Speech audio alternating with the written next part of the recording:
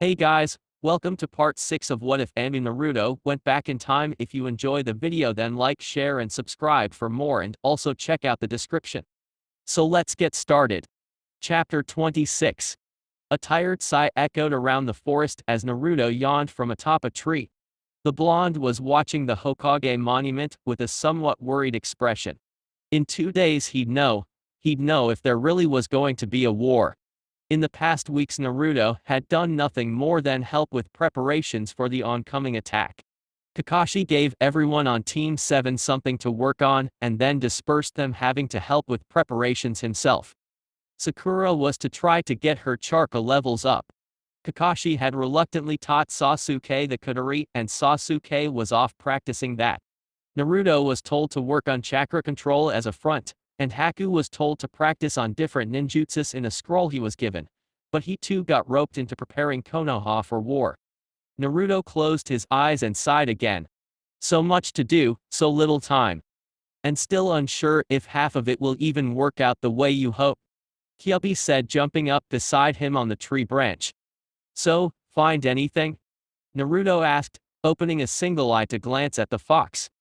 No, though I'm rather sure he's just being extra cautious. The fox said flatly. Naruto had been sending Kyubi out to watch the sound and sand shinobi while everyone worked on their preparations. Kyubi had found nothing helpful to alert if Orochimaru was still alive or not. I'm sure everything will work out in the end. Especially since both Tsunade and Drea will be close to Sarutobi during the fights. At least tomorrow I have the day to myself because I'm fighting. I can get a good rest in. Kyubi jumped onto Naruto's shoulder and Naruto jumped down to the forest floor. Naruto stole one last glance at the Hokage monument before turning to head for home. Naruto groaned as he glared up at the sun. I wanted to sleep in. He half moaned, half yawned out. He turned and picked up his alarm clock and gave a satisfied snort when he realized it was about 10 o'clock. Once he was done with his morning routine, he was out the door and looking for an empty training ground. It took him a while to find one that was deserted. Unfortunately, his solitude didn't last long, though he smiled once he realized who it was coming out from the brush. Hinata smiled back and ran over to him. I was looking for you and Naruto, she said somewhat nervously. Naruto tilted his head to the side him. What for? Oh. You want to go out after the competition is over? Alright. Naruto smiled. Hinata blinked a few times then giggled slightly.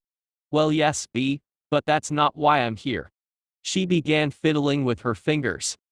Since you were going up against Neji, I thought I could help you train against the Byakugan. She said. Naruto scratched the back of his head. Sure. I could use the help. Don't go easy on me.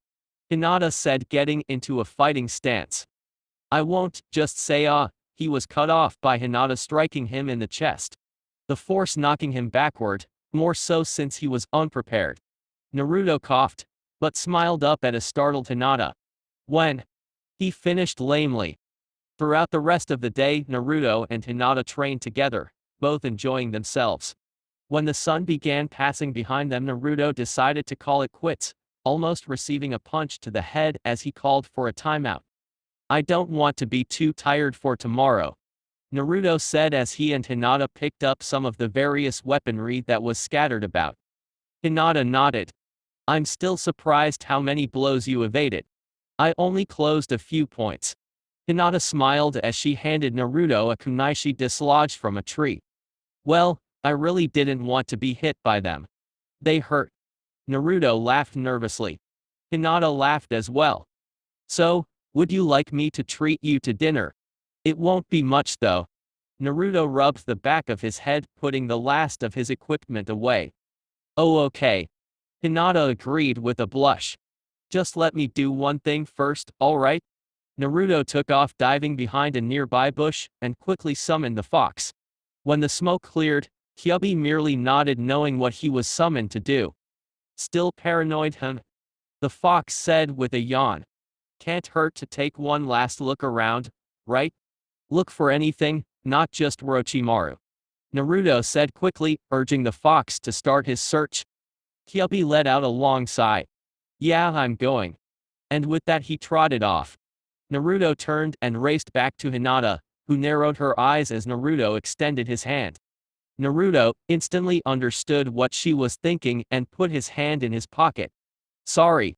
He blushed slightly. Hinata blinked in surprise as if not realizing what she was doing. Well, when you gotta go, you gotta go. Naruto plastered a smile on his face, and the two left the training field. This is really good, Hinata said after taking a bite of the stew set before her. It had taken a few hours to prepare dinner, but neither one of the cooks minded, as the end result was good company and good food. Glad you like it, Naruto said, eating some of his own. The rice balls you made are really good too. Thank you, Hinata smiled through the blobs of broth stuck to her face. As she got up to get seconds, she spotted something that made her stop short. Naruto got up and stood behind her, reaching for the pot when he spotted what she was staring at. Is that your new pet? She asked, pointing to the startled fox in the kitchen doorway. Naruto blinked. Oh, him? No, he's not a pet, but he does come in every now and then because I feed him, he said, rubbing the back of his head. It climbs up, and in the window I can't close. Hinata looked down at the fox, who looked back up at her. Does it bite?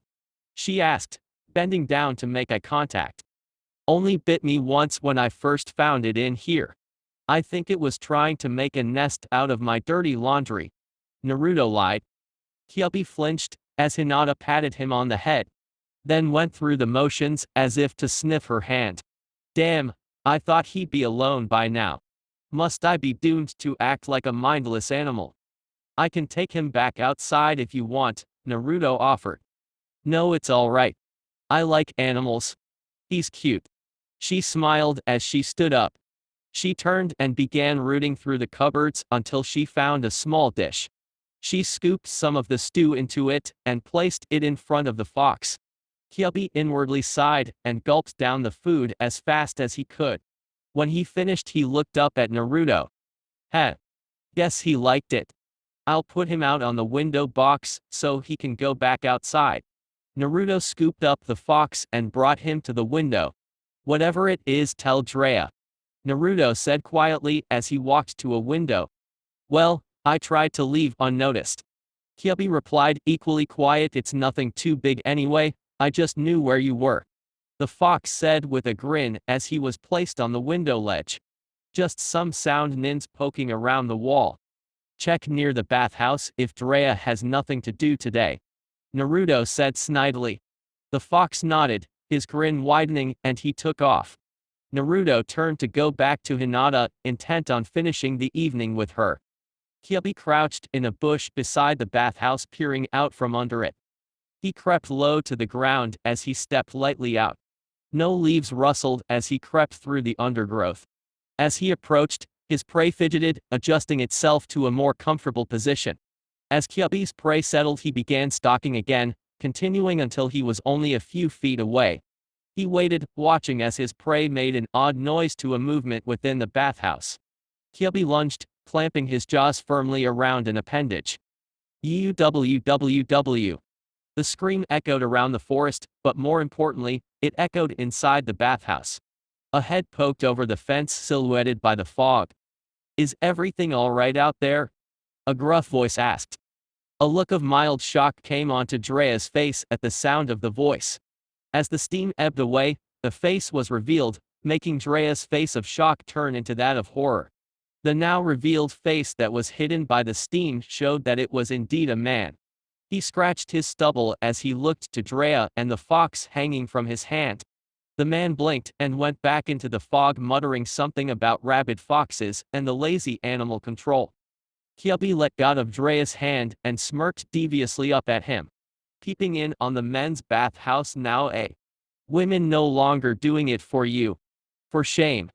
Kyubi shook his head in mock shame and clicked his tongue as if scolding a young child. Drea tried to form words, but still his jaw hung, and none would grace him with their presence.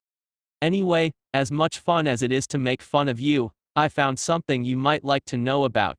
The tone in Kyubi's words snapped Drea out of his stupor. What is it? Drea shook his head, trying to clear it. I saw some sound nin poking their noses around the interior of the walls. I think they may be finishing up their plan of attack. Kyubi said simply. Where? Jiraiya asked. Exactly where we want them to attack. Kyubi smirked. HMF. Well, still better to look around to make sure our defenses will do their job. The white-haired ninja said, beginning to walk towards where the sound should be attacking. Tomorrow, we'll know if all this will work, or if there is even going to be an attack. Either way, I have a bad feeling about something. Kyubi said with a sigh. I just hope we're ready for whatever happens. Chapter 27. Are you going to get up anytime soon, or do I have to bite you? Kyubi sighed as he poked at the sleeping figure of Naruto. It was getting late, and the competition would be starting soon. Naruto was out like a light, snoring loudly.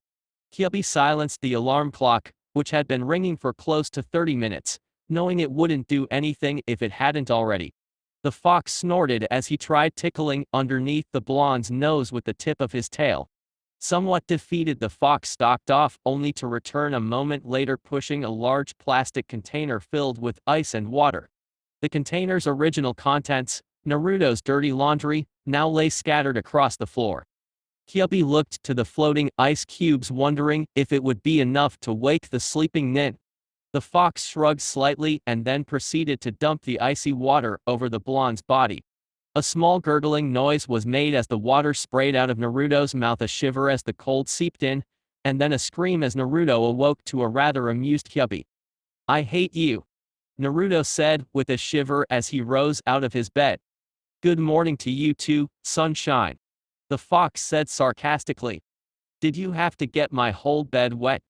Naruto said as he went to get something dry to wear. With all the drool oozing out of your mouth, I thought a little more water wouldn't make much difference. Naruto sighed and continued to get dressed, trying hard to ignore the fox. Well, you don't have to give me the cold shoulder, you know. Kyubi smirked. Naruto scowled. Must you constantly torture me? And now I get an icy response? Didn't mean to dampen your spirits. Your jokes are all washed up. See? Now you're getting the hang of it. Nice day, isn't it? Naruto asked Hinata, who he had met on the outskirts of the shopping district. The dark-haired girl had been on her way to the competition when she met up with the blonde. Yes, it seems really calm, Hinata said after a short pause, realizing just how eerie everything seemed.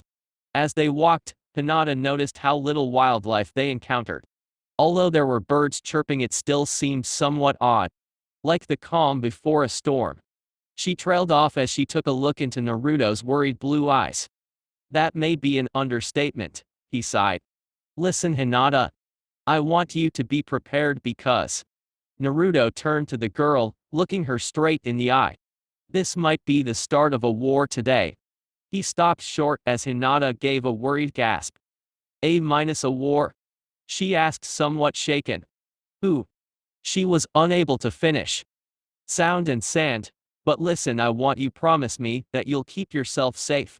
Naruto stared at her a while before continuing. If there is going to be an attack, it's going to be during Sasuke's and Gara's match. Naruto let the news sink in. Does the Hokage know? She asked, only her stutter letting her worry show. Naruto nodded. As she looked deep into his eyes, Hinata suddenly thought he seemed older, his eyes seeming to hold pain and wisdom one would only see in an elderly man. Whatever happens, promise me you'll be okay. I don't want to lose you, Naruto said. Dumbfounded, Hinata could only nod. Will you do the same? Hinata asked, worried.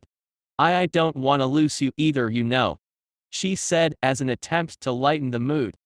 Naruto gave a soft smile and nodded, grinning as he raised a hand with his pinky up.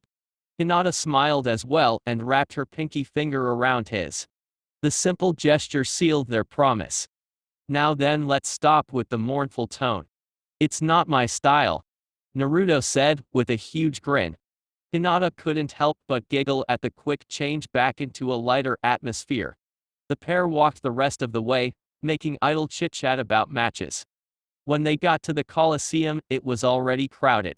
People were wandering every which way trying to find a quick entry and get a good seat. Naruto scanned the area before spotting what he was looking for.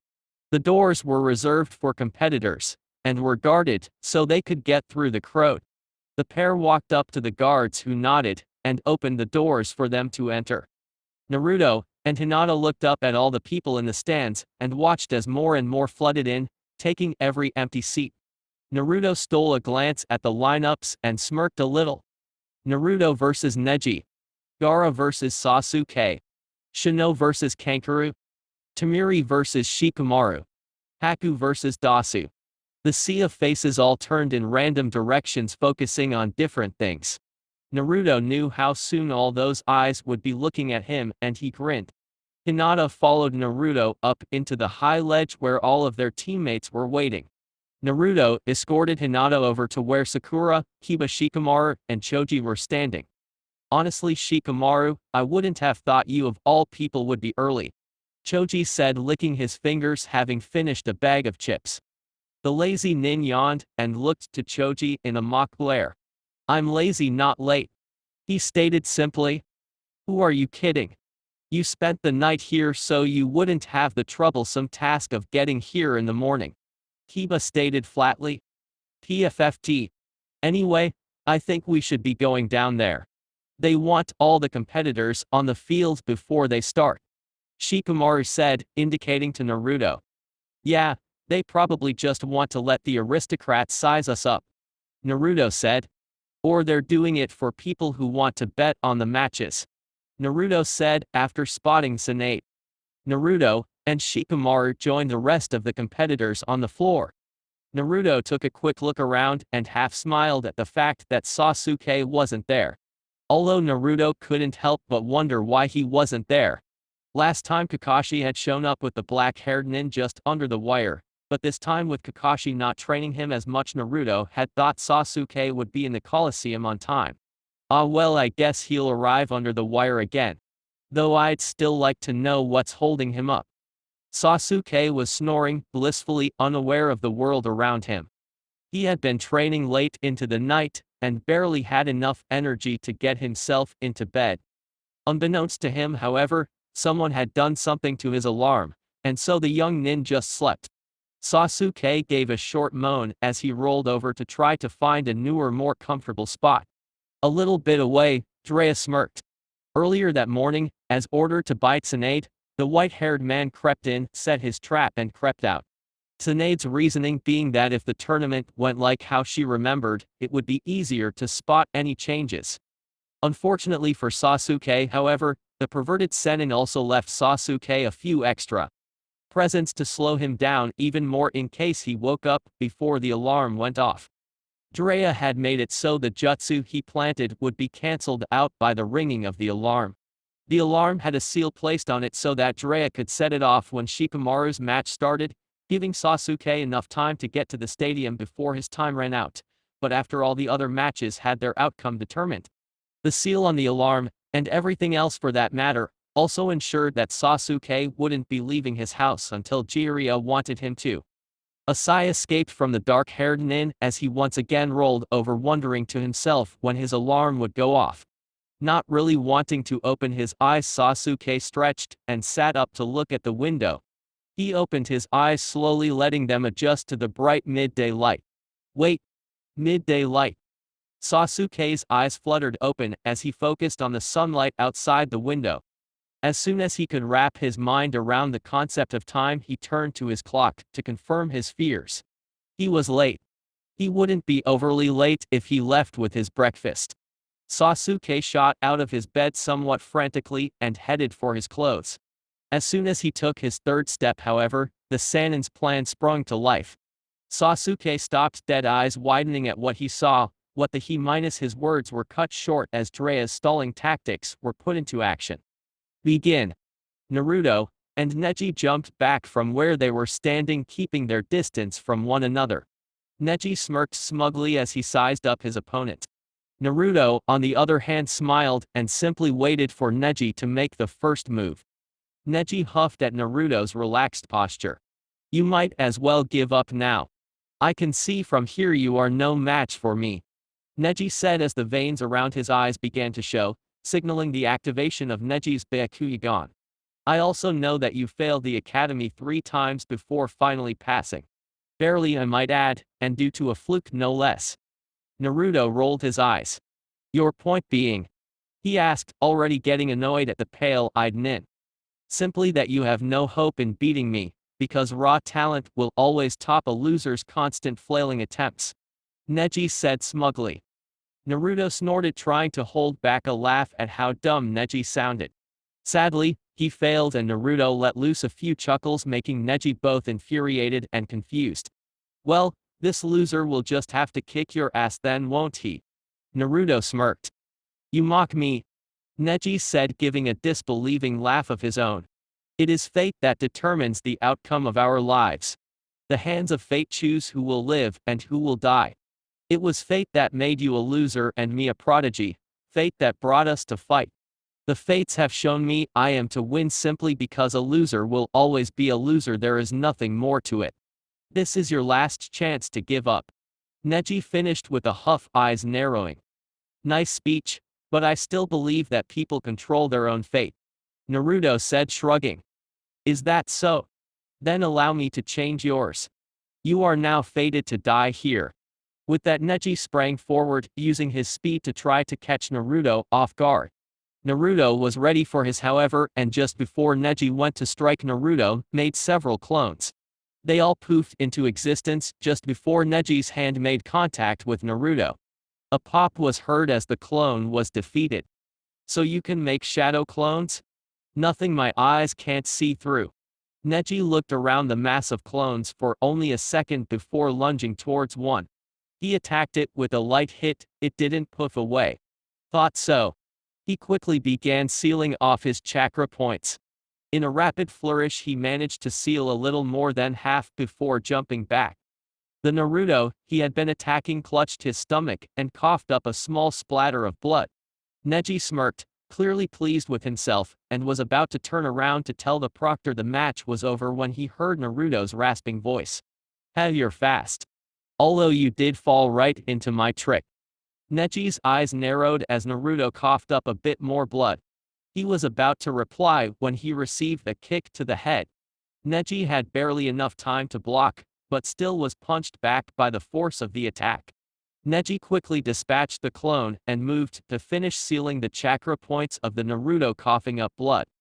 It seems you were still able to make clones with half your chakra points sealed. I'm somewhat impressed.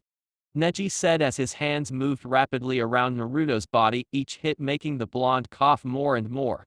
Too easy. He mumbled to himself as he let Naruto fall, his work done. Naruto looked up at Neji and just smiled. Think again. And with that he promptly poofed out of existence. Neji was stunned, although he didn't show it. He looked around, searching for where the blonde was hiding now, but saw no sign of him anywhere. He had been so focused on the Naruto he was attacking he didn't see what the real one had done to escape. Neji smiled. Well, it seems you'll be a bit of a challenge after all. He attacked something that came up from behind. Then again, maybe not. Neji turned around and saw a few hundred Narutos cracking their knuckles. Attack. All the Narutos moved as one, as if to dogpile on the dark-haired nine. Neji simply dropped into a different stance. Kaiten. For a few seconds the field was covered in smoke.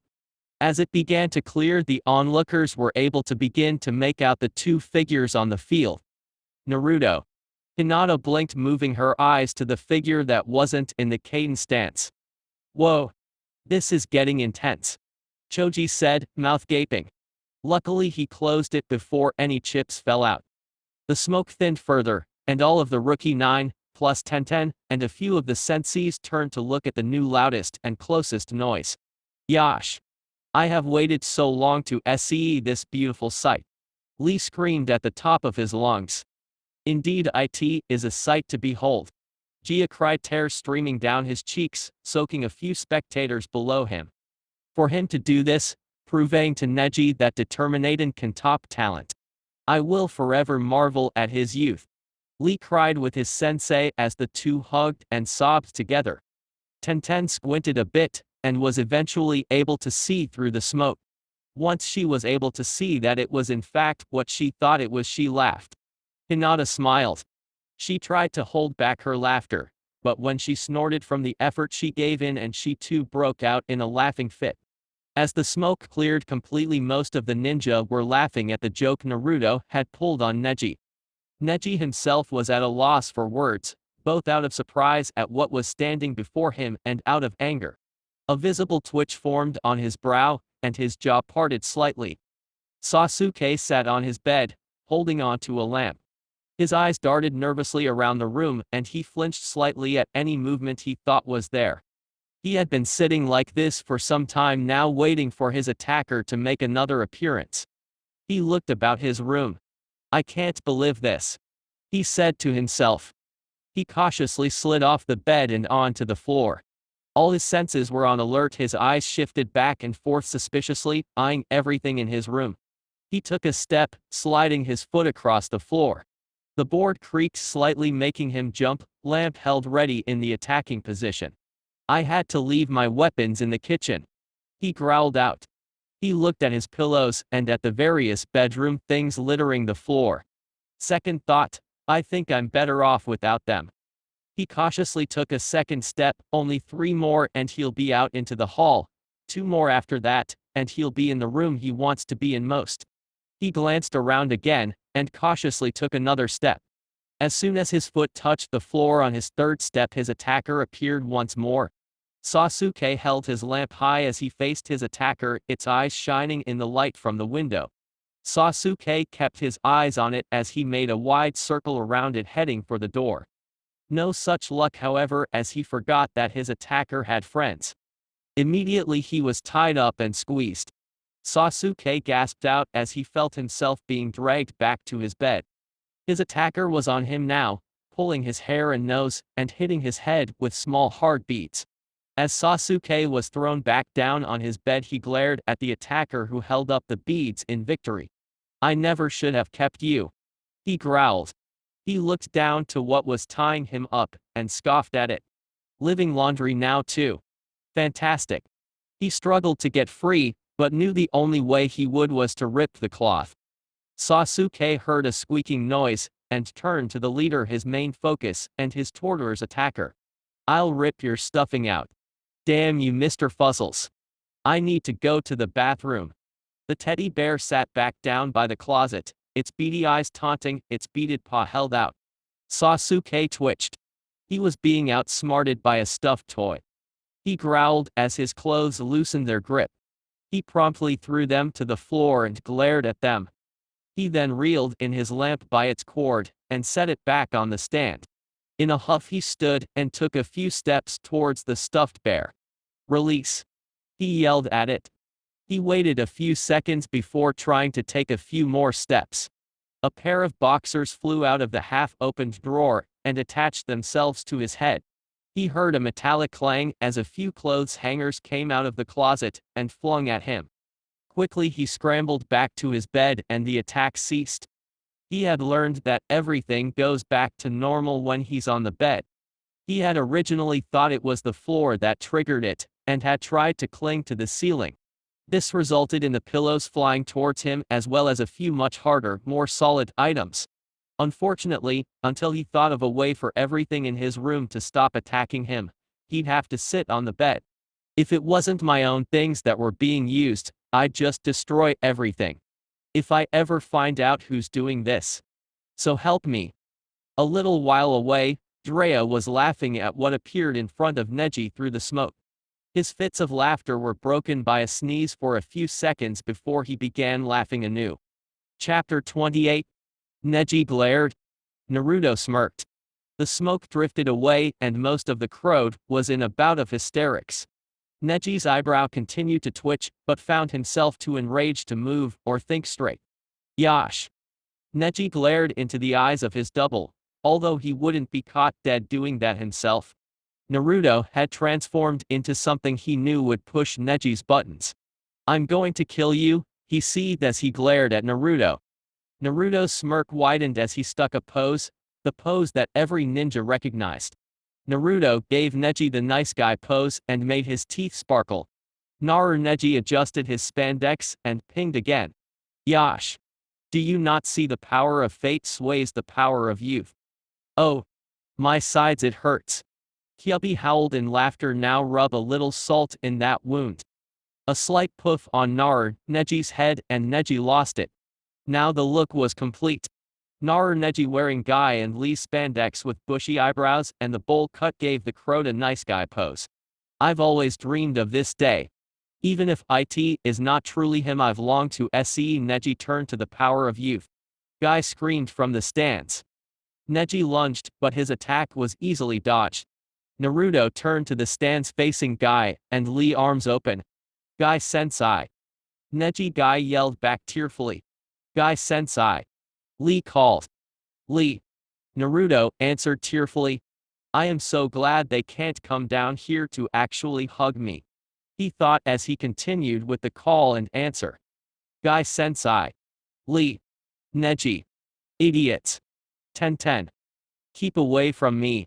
Tenten called as she realized Lee and Guy were moving towards her. While Naruto was distracted, Neji attacked from behind, hitting Naruto square in the back of the head. Naruto went flying, and when he landed, a poof was heard. Neji gave a sigh of relief, thinking he had dispelled the transformation, only to once again recoil in shock at what stood before him. Ack.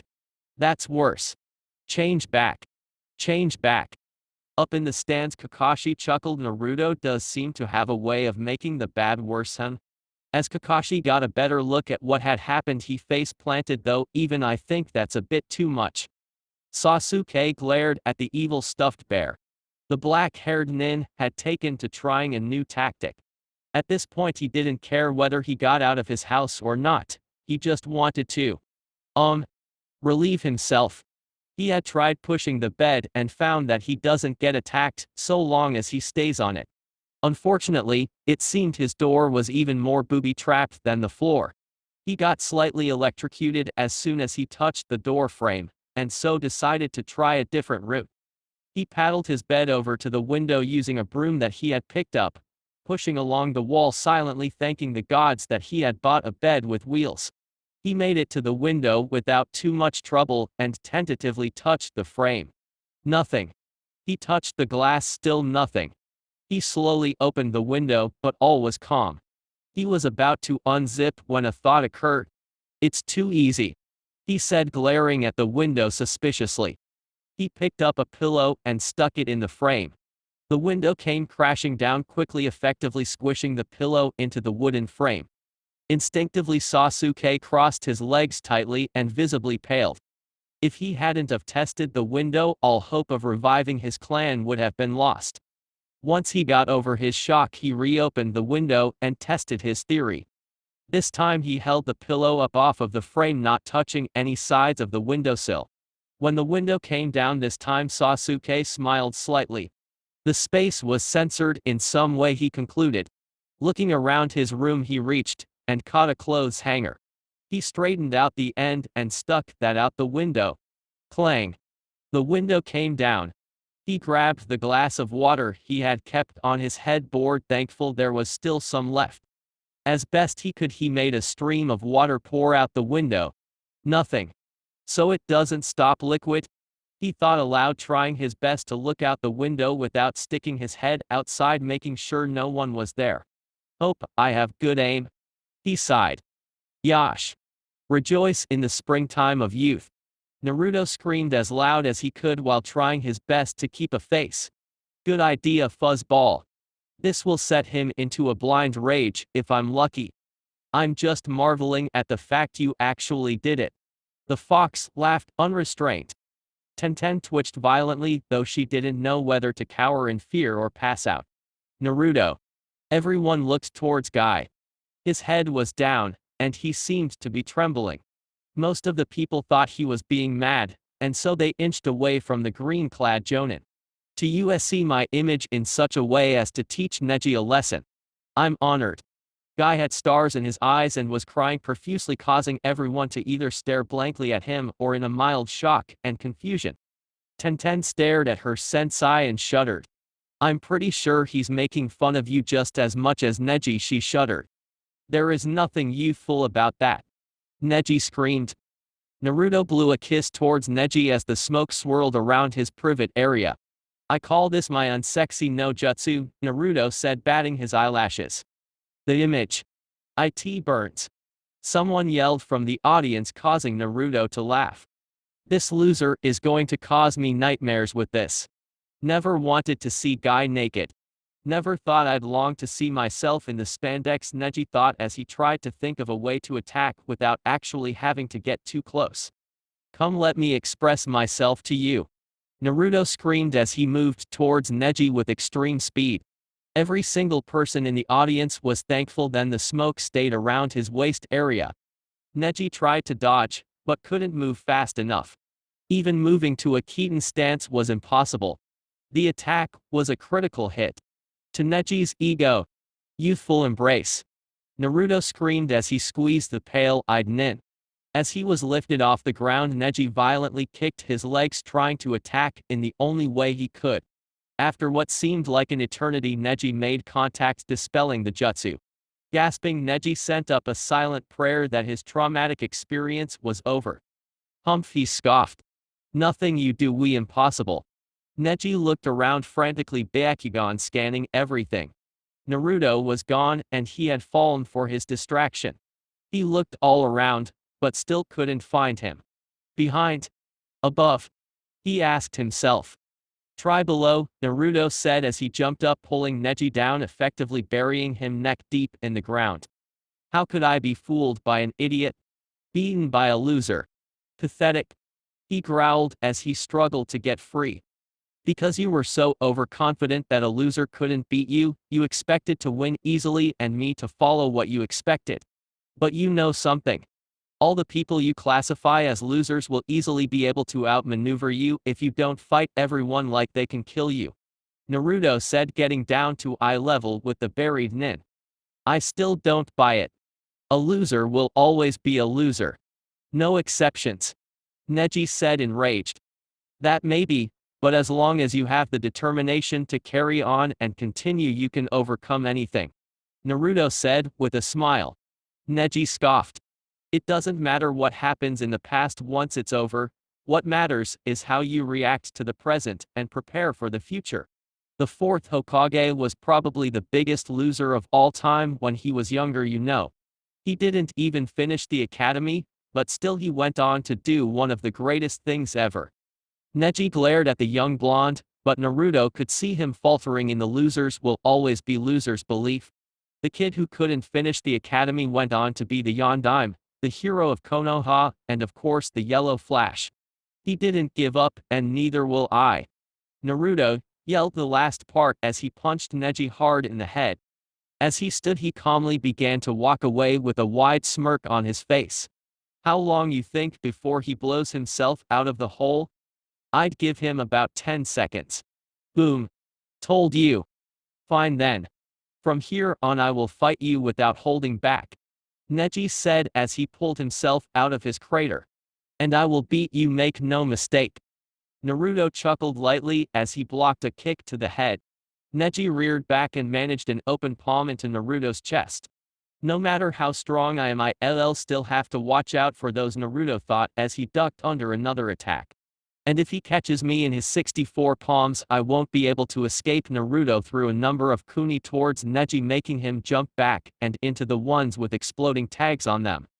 Neji gasped in pain as the kunai exploded around him, causing shrapnel to fly towards him. Instinctively he shielded his eyes with his arm. Naruto lunged forward, but Neji dodged, but instead of just going to the side he grabbed Naruto's arm. Naruto instantly did a replacement when he felt the touch. As Neji attacked the underside of Naruto's arm, he poofed away.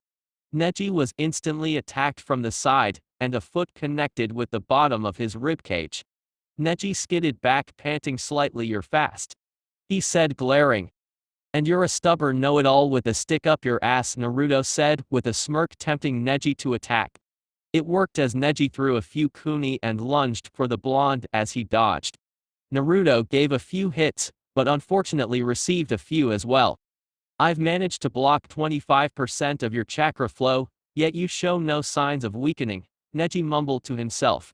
He adjusted his sight to better see Naruto's chakra system and his eyes widened slightly at what he saw. It looks almost like he has two supplies of chakra being channeled through. This is impossible.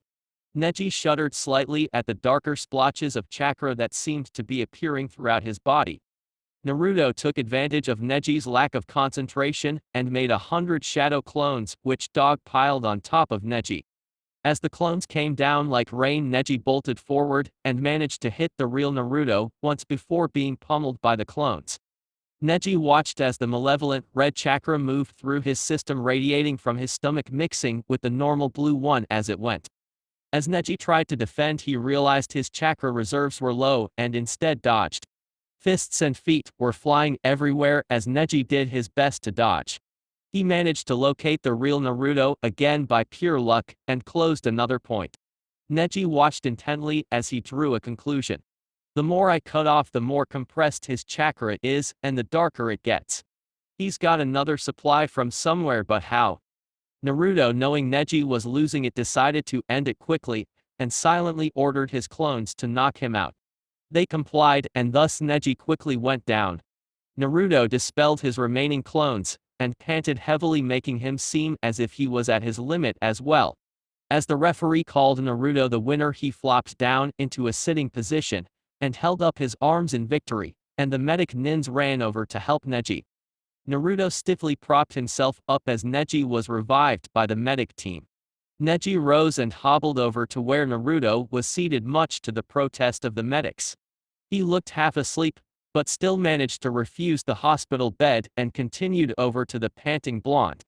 When he made it to Naruto, he simply crouched down with an extended hand. Naruto shook it. Neji was about to congratulate and threaten the blonde when he fell.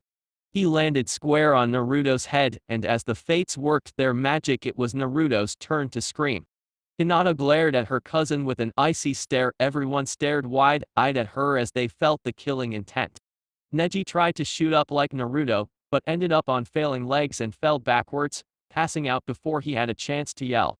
"Why does this happen every time I fight someone?" he screamed through the spitting. He wiped his tongue across his hands.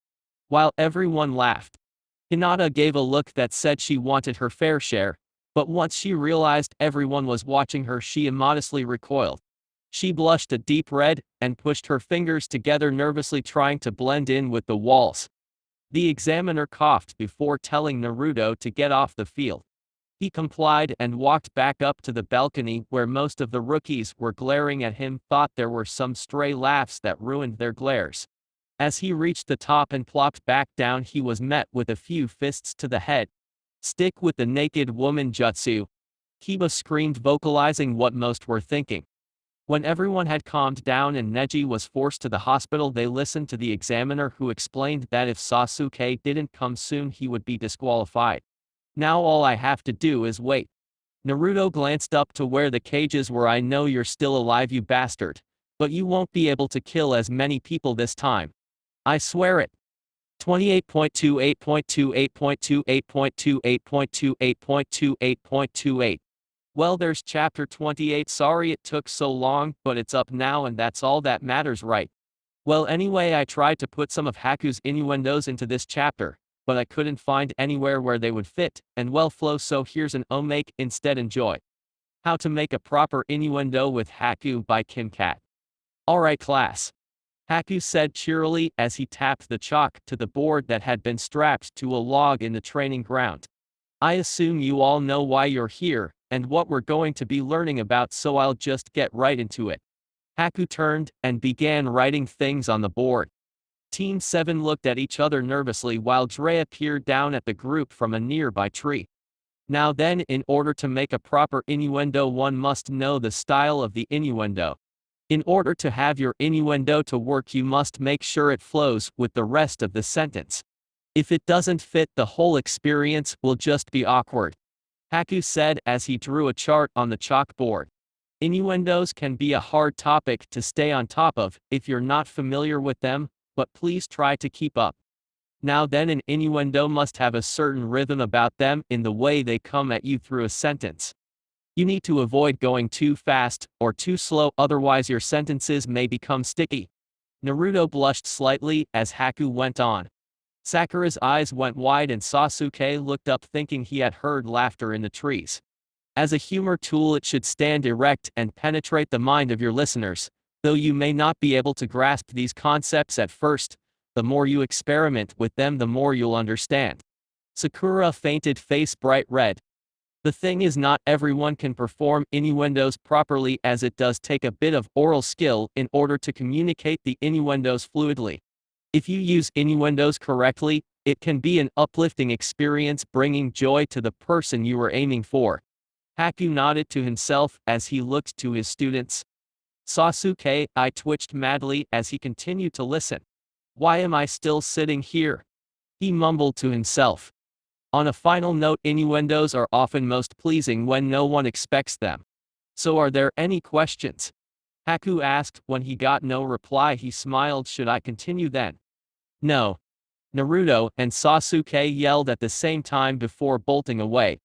Next time I see Kakashi, I'm going to kill him for being late today, Sasuke growled. Naruto nodded in agreement. Drea up in the tree was crying, blood trickling down from his nose. I think I've found my next student, he said happily. Chapter 29. I quit, Kankuro said as the examiner called his name.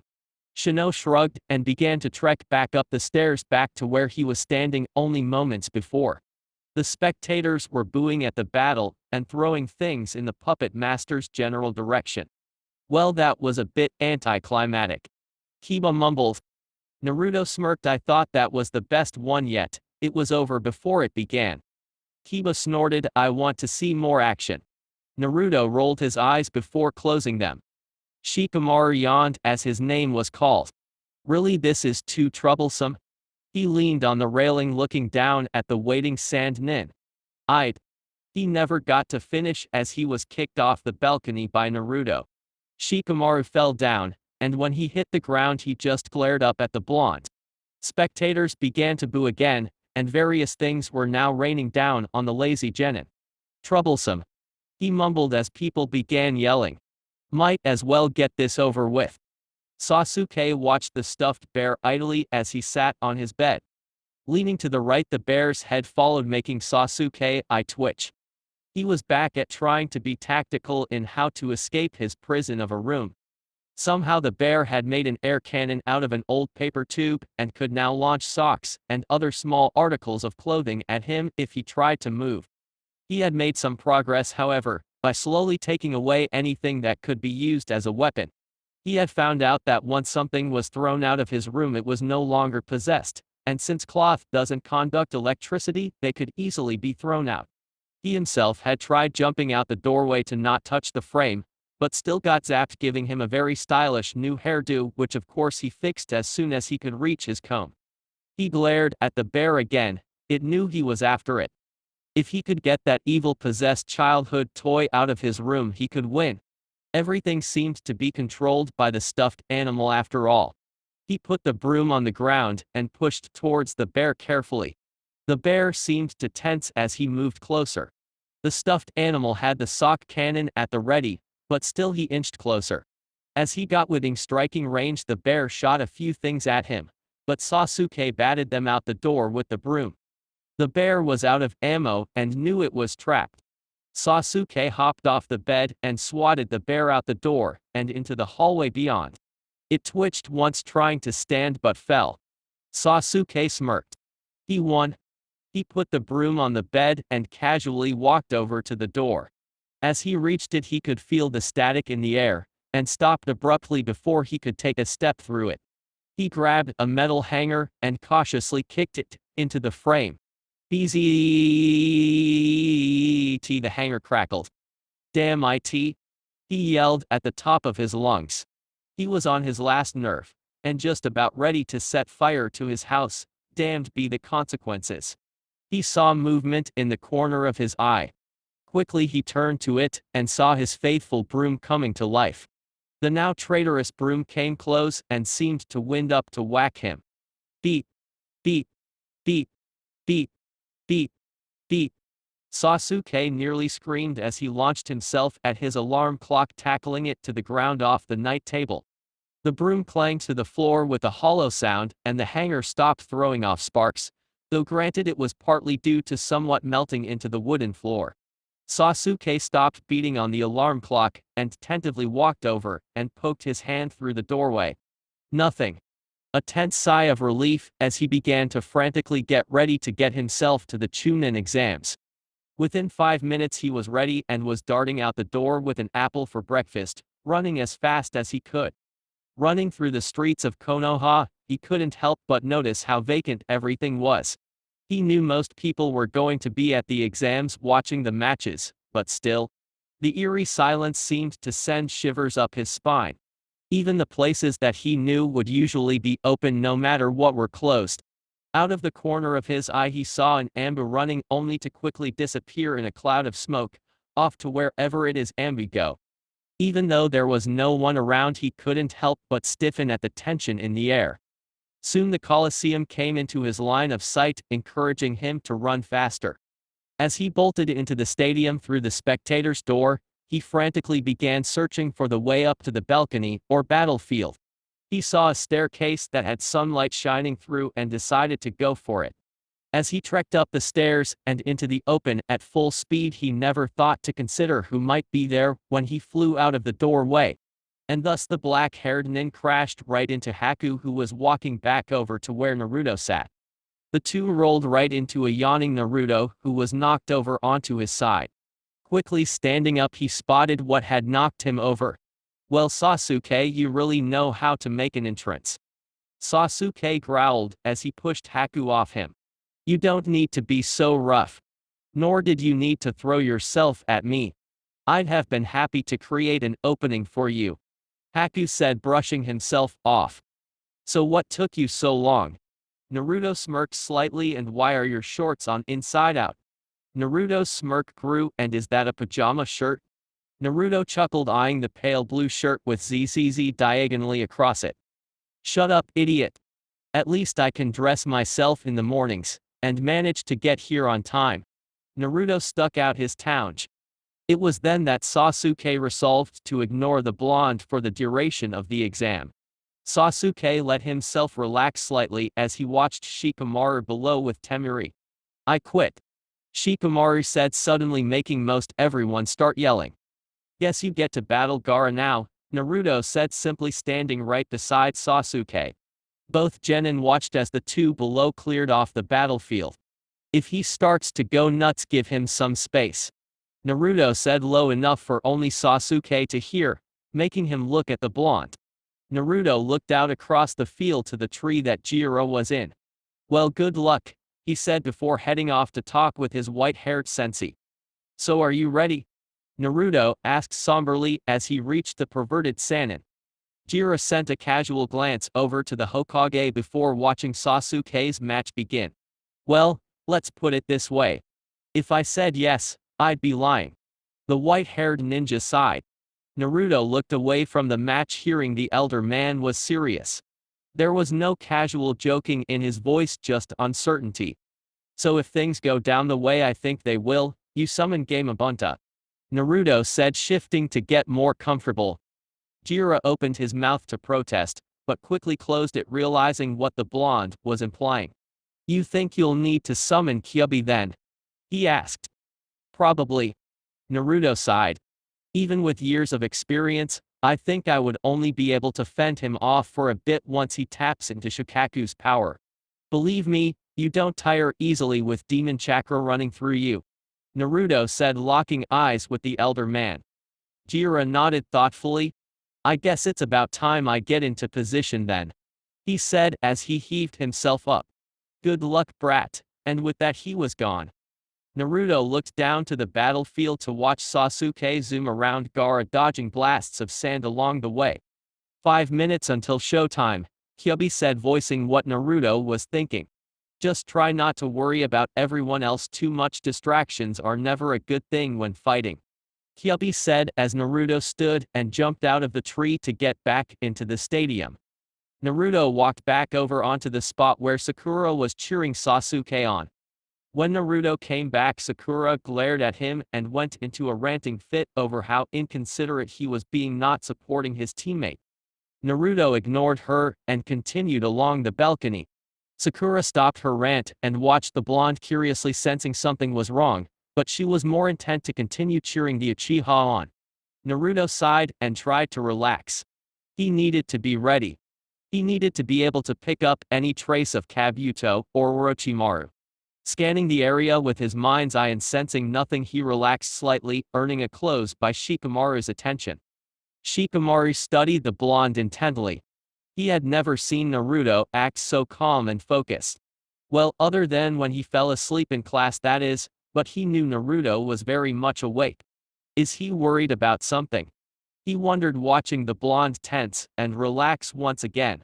Shikamaru looked down at the stadium briefly, idly watching a sand-encased Gara and a speedy Sasuke.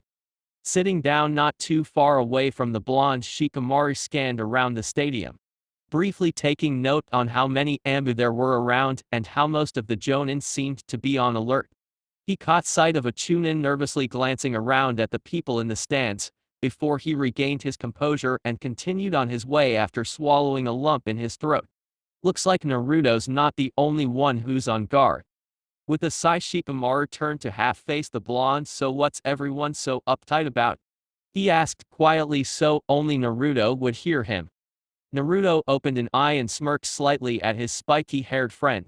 I was wondering when you'd notice. Shikamaru raised a brow, encouraging the blonde to continue. Well, to put it simply, there might be an invasion during the exams, Naruto said flatly. Shikamaru's eyes widened.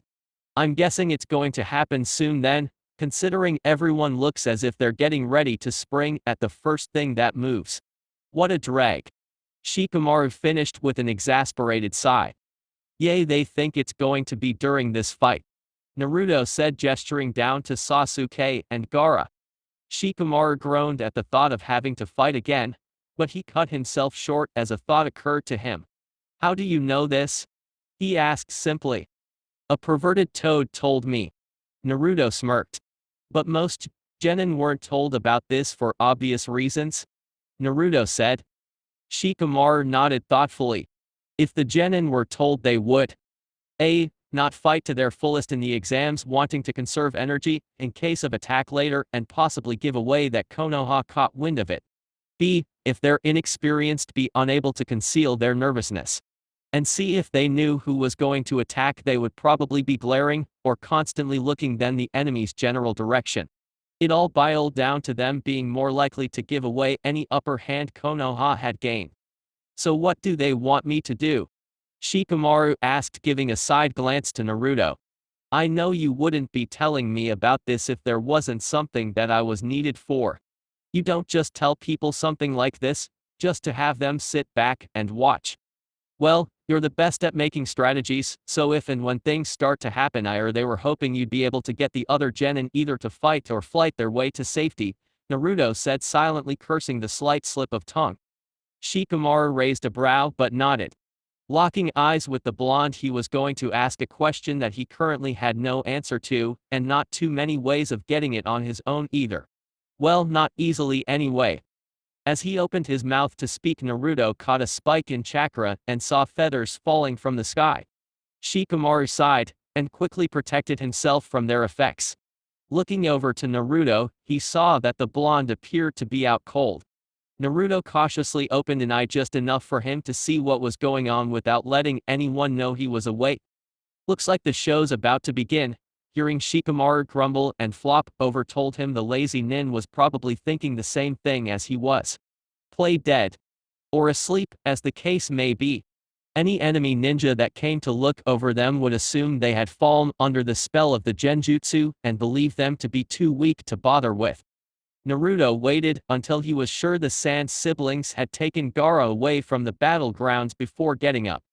Taking a quick glance around, Naruto smirked silently as he saw a few sound nin fall into a trap they had laid on the field. The leaf nin who set it off was none other than a random ANBU. Most of the traps that they had set were made to look more like jutsu than a trap, keeping the illusion that Konoha was caught off guard. Without hesitation, Naruto sped off into the direction he had sensed Gara. Not long after Naruto went off, Shikamaru was bitten awake by Pakun. Well, now it's been a long time since we've had to fight Gara for real, huh? Kyubi said as they neared the to-be battlegrounds. Now if I remember correctly, Sasuke should already be there fending off Gara. And hopefully Sakura won't come out here this time, Naruto thought as he ran. Gara's not making it hard to find him, is he? I'm pretty sure any untrained villager could sense that, Kyubi said, licking his lips. Naruto smiled slightly at the fox's attempt at keeping him level-headed and calm. You're going to have fun with this, aren't you? Probably, the fox said, grinning. And don't worry, I'll be careful, the fox added with a snort, knowing what was running through his container's mind. In about 5 minutes, Naruto found himself face to face with a half-transformed Gara and a panting Sasuke. Sasuke gave a low, frustrated growl as Naruto signaled to him. Nothing's working on this guy. Any attack is just being repelled, Sasuke half yelled. Naruto nodded. So I guess that means you could use a hand? As much as I hate to admit it. Sasuke trailed off as the pair had to dodge a sand attack. They landed on a nearby tree branch, hoping to use the leaves as camouflage. Are you done already? Mother craves you blood. Gara half laughed, half screamed up into the surrounding trees. You have an idea? Sasuke asked, trying to keep his voice as low as possible so as to not give away their position. Yes, a couple actually, one of which is a last resort, mind you, Naruto said, all but whispering. We need to try to make a direct hit on him, and we gotta keep him from transforming. You go left, I'll go right, let's try to overwhelm him. Sasuke nodded, understanding the plan. When you see an opening, take it. Naruto quickly leapt from the tree into another as quietly as he could. Gara continued to laugh about taking their blood. I can smell your fear, he sneered as he turned in Naruto's direction. Naruto smirked as he made about 100 clones, which all jumped out and attacked. Gara easily swatted the majority of the clones aside, dispelling them. The few that managed to escape threw a multitude of kuni at the redhead. With a yell of defiance, Sand easily wiped out the remaining clones. Almost as soon as the last clone disappeared, Gara was engulfed in flames from Sasuke fireball. As the roar of the flames died down, Gara's laughter intensified. Naruto looked to Sasuke, who had his mouth slightly open as he saw that his target was encased in a cocoon of sand. As the cocoon broke away, it revealed a fully transformed Gara. His gold and black eyes narrowed as drool lobbed out of his open mouth. Raising a hand, he lashed out, blasting sand at Sasuke faster than the black-haired nin could dodge. Sasuke smacked into a tree, but easily recovered from the impact, and as fast as he could, jumped away up to where the real Naruto was hiding, watching the blood clone below battle Gara. Just what is this guy? Sasuke heaved, clutching his bleeding shoulder. Naruto's only response was to smile sadly, making Sasuke give him an odd look. Well, what's plan B? Sasuke asked, grimacing slightly as the blood clone was destroyed. Naruto opened his mouth to answer, but stopped cold as he caught a glance of something he didn't want to see. Even what he had expected as a worst-case scenario paled in comparison to what he saw. Naruto. The blonde's face paled considerably as he turned to look at the newcomer. Hinata. Phew, well, there's the next chapter up and posted. Hope you all liked it. I know this took forever to get out, but hey, I'll hopefully manage to get 2 updates out rather quickly. That's good, right? Right? Your silence hurts me. Anyway, I'm not done yet. Please enjoy the following. Please note that I did not bold Kyubi's lines here. For anyone who cares. Again, silence/cry/. How to torture your enemies with puns, requested by Dustbunny Queen. Alright, listen up and listen good, because I ain't gonna repeat myself.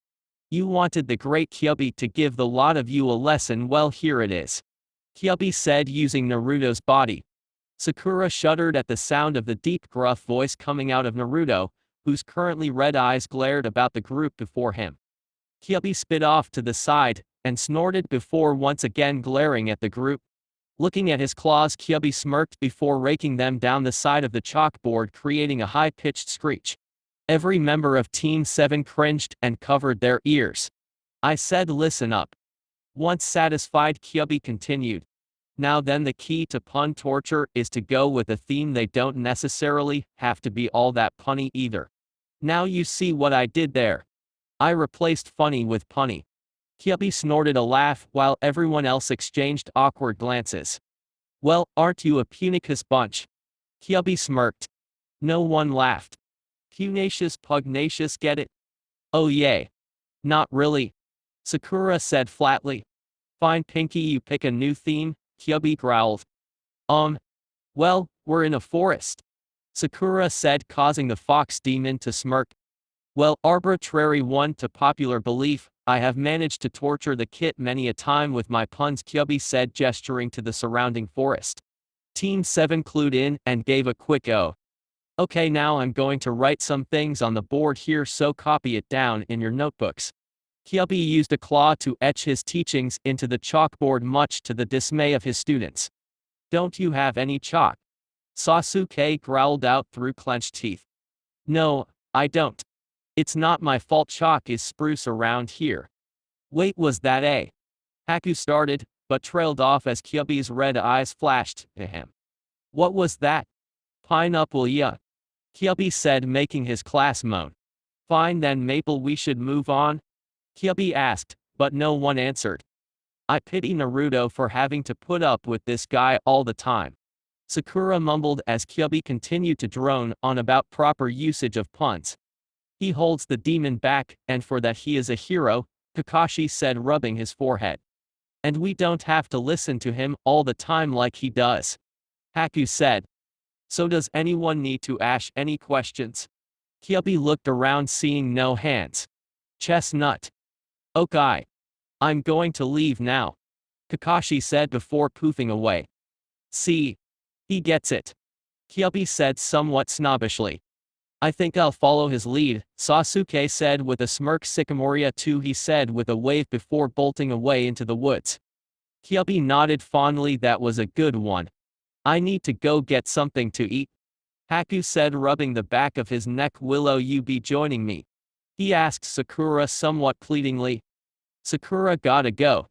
She said flatly before following Haku and taking off into the cover of the trees. Oh, that was lame. Kyubi yelled, get back here and sit her down. You gotta do butternut than that. With another snort and a huff, Kyubi crossed his arms and stuck out his tongue in the direction Sakura had left. Birch. Chapter 30. Hinata. Naruto was stunned, his mouth hanging open.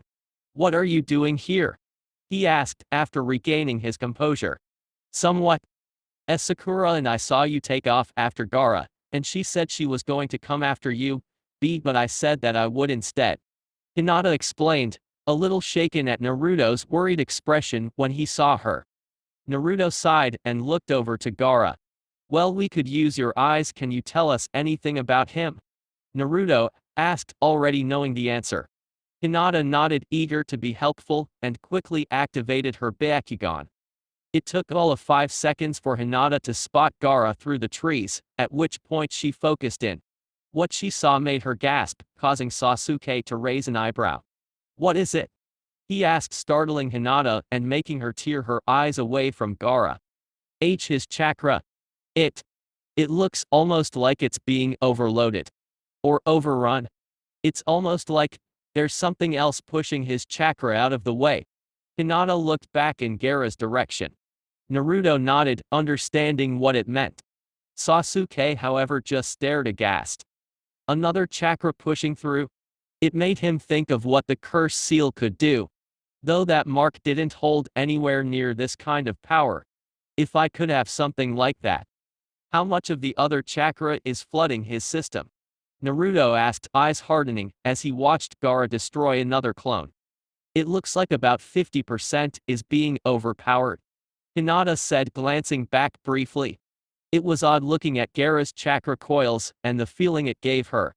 It was grotesque to watch, and yet she found herself unable to look away. Alright, we need a new plan. Naruto said, smacking his fist into his open palm. Any ideas? He asked, wincing as he heard a clone yell out in agony. Watapu minus Sasuke was cut off as he was forced to dodge a tendril of sand that was flung his way. Naruto created a number of new bunchins. Distract him any way you can. Naruto yelled as he too jumped off into Sasuke's new hiding place, Hinata doing the same. The clones nodded to one another before smirking in an unspoken plan. They hid in the area surrounding Gara. We can't hide here forever. Sasuke growled out. Can't you go ahead with your last resort plan? Sasuke scoffed at the idea of the blonde actually having something that could take this monster down. No, it's too risky. It's called last resort for a reason. Naruto said, not even looking at Sasuke. And maybe I could try blocking off his chakra. Hinata offered, trying not to look as nervous as she felt. Naruto looked uncertain, not wanting to put Hinata in danger. Come out, come out. I won't hurt you. Gara roared before Naruto could answer. Promise. A clone popped up out of a tree, revealing itself to Gara, who instantly turned and crushed the clone with his sand. When it bled, he laughed, even though Gara knew it was a clone. Hey now, that wasn't very nice. Another clone stood and pouted. You did say you wouldn't hurt him, the clone pointed out. To this, Gara dispatched that clone as well, again by crushing it. You are a very violent person, you know that? Die. Gara called and lunged at the clone, extending his sandy arms, wanting to feel this clone's bones break. My clones are idiots. Naruto moaned, pinching the bridge of his nose. They do take after the creator. Sasuke said smugly. Hinata giggled, knowing full well Naruto had left himself open to that comment. I'll try to get you as close as I can, then you close him off as much as possible. Naruto said forcefully, sending a glare at Sasuke. Hinata nodded, taking a deep breath, bracing herself. Sasuke went left, Hinata went right, and Naruto headed straight for Gara. A clone hopped out, distracting him, while Naruto went in to try to deliver a punch to the head. He managed to strike and land the intended punch, but Gara's sand encased his fist. Got you. Gara laughed as he sent his sand up Naruto's arm. Damn it. Naruto swore, using his free hand to rummage through his weapons pouch. As soon as he found what he was looking for, though, an explosion sounded. Sasuke's tagged kunai hit Gara's shoulder, which allowed Naruto to be released. Hinata rushed in and tried to seal off a few chakra points, but Gara saw the attack coming and used his sand to swat her away, causing her to hit a tree. Hinata immediately recovered from it, though, making Naruto relax, knowing she wasn't too hurt. Naruto threw the weapon he had after dodging yet another sand attack. The three-pronged kunai hit the tree directly behind Gara, who paid no attention to the projectile. Jumping back into the bushes, Naruto readied another of the specially sharpened kunai. What are you doing? Sasuke asked, absently wiping a bit of blood from his mouth. Something that I've never tried before and am not entirely sure will work.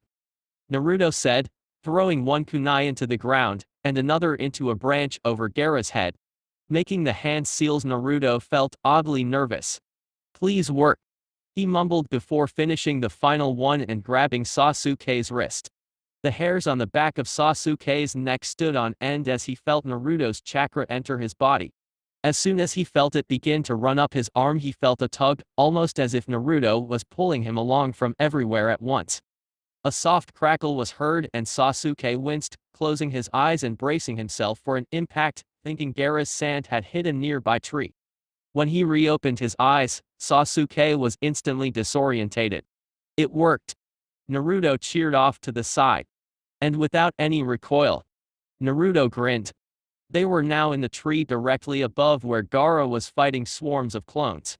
Sasuke turned to Naruto, mouth open, ready to ask the obvious question when Naruto stopped him. Later. He said simply before hopping down to where he saw Hinata hiding. When Naruto reached her, he noticed she was bleeding from a gash on her forehead. I tried to attack him within the swarm of clones, she explained, noticing the look he was giving him. Do you need to rest? Naruto asked. Don't push yourself too hard. Hinata shook her head. I need to prove that I can fight. I want you to know I can do this. Though his eyes showed concern, Naruto reluctantly nodded.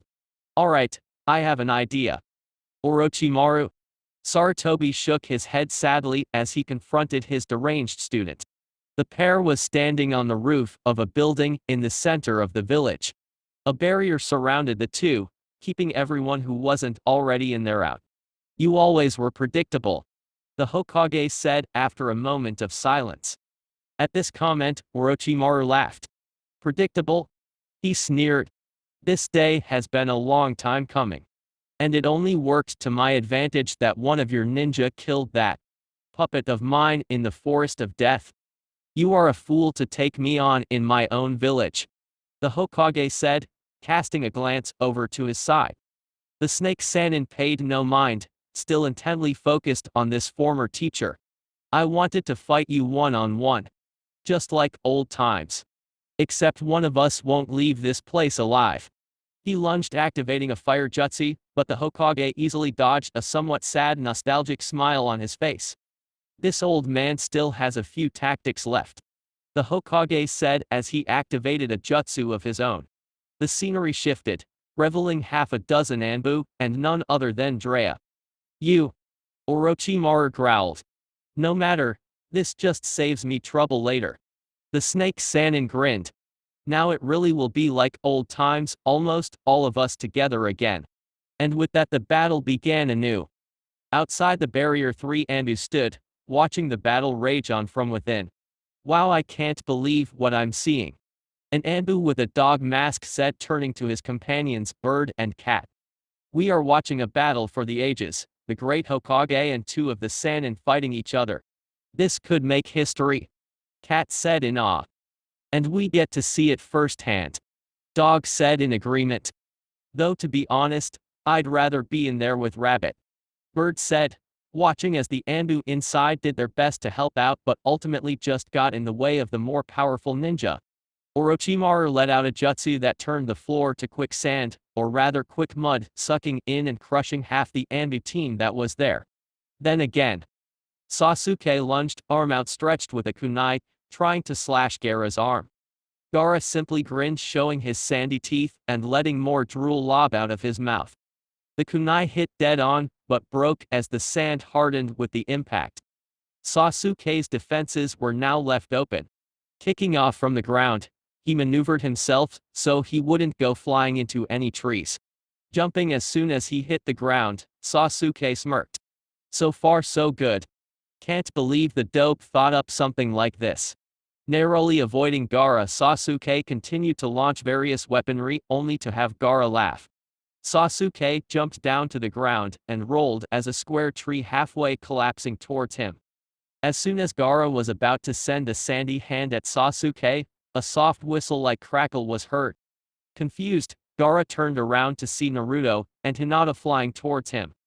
Gara let out a roar and launched both arms towards them, only for the pair to disappear in a flash of blue and gold. Sensing something off to the side, the Sand Nin redirected his attack, only to have them disappear again. They seemed to be everywhere and nowhere at the same time. Got ya!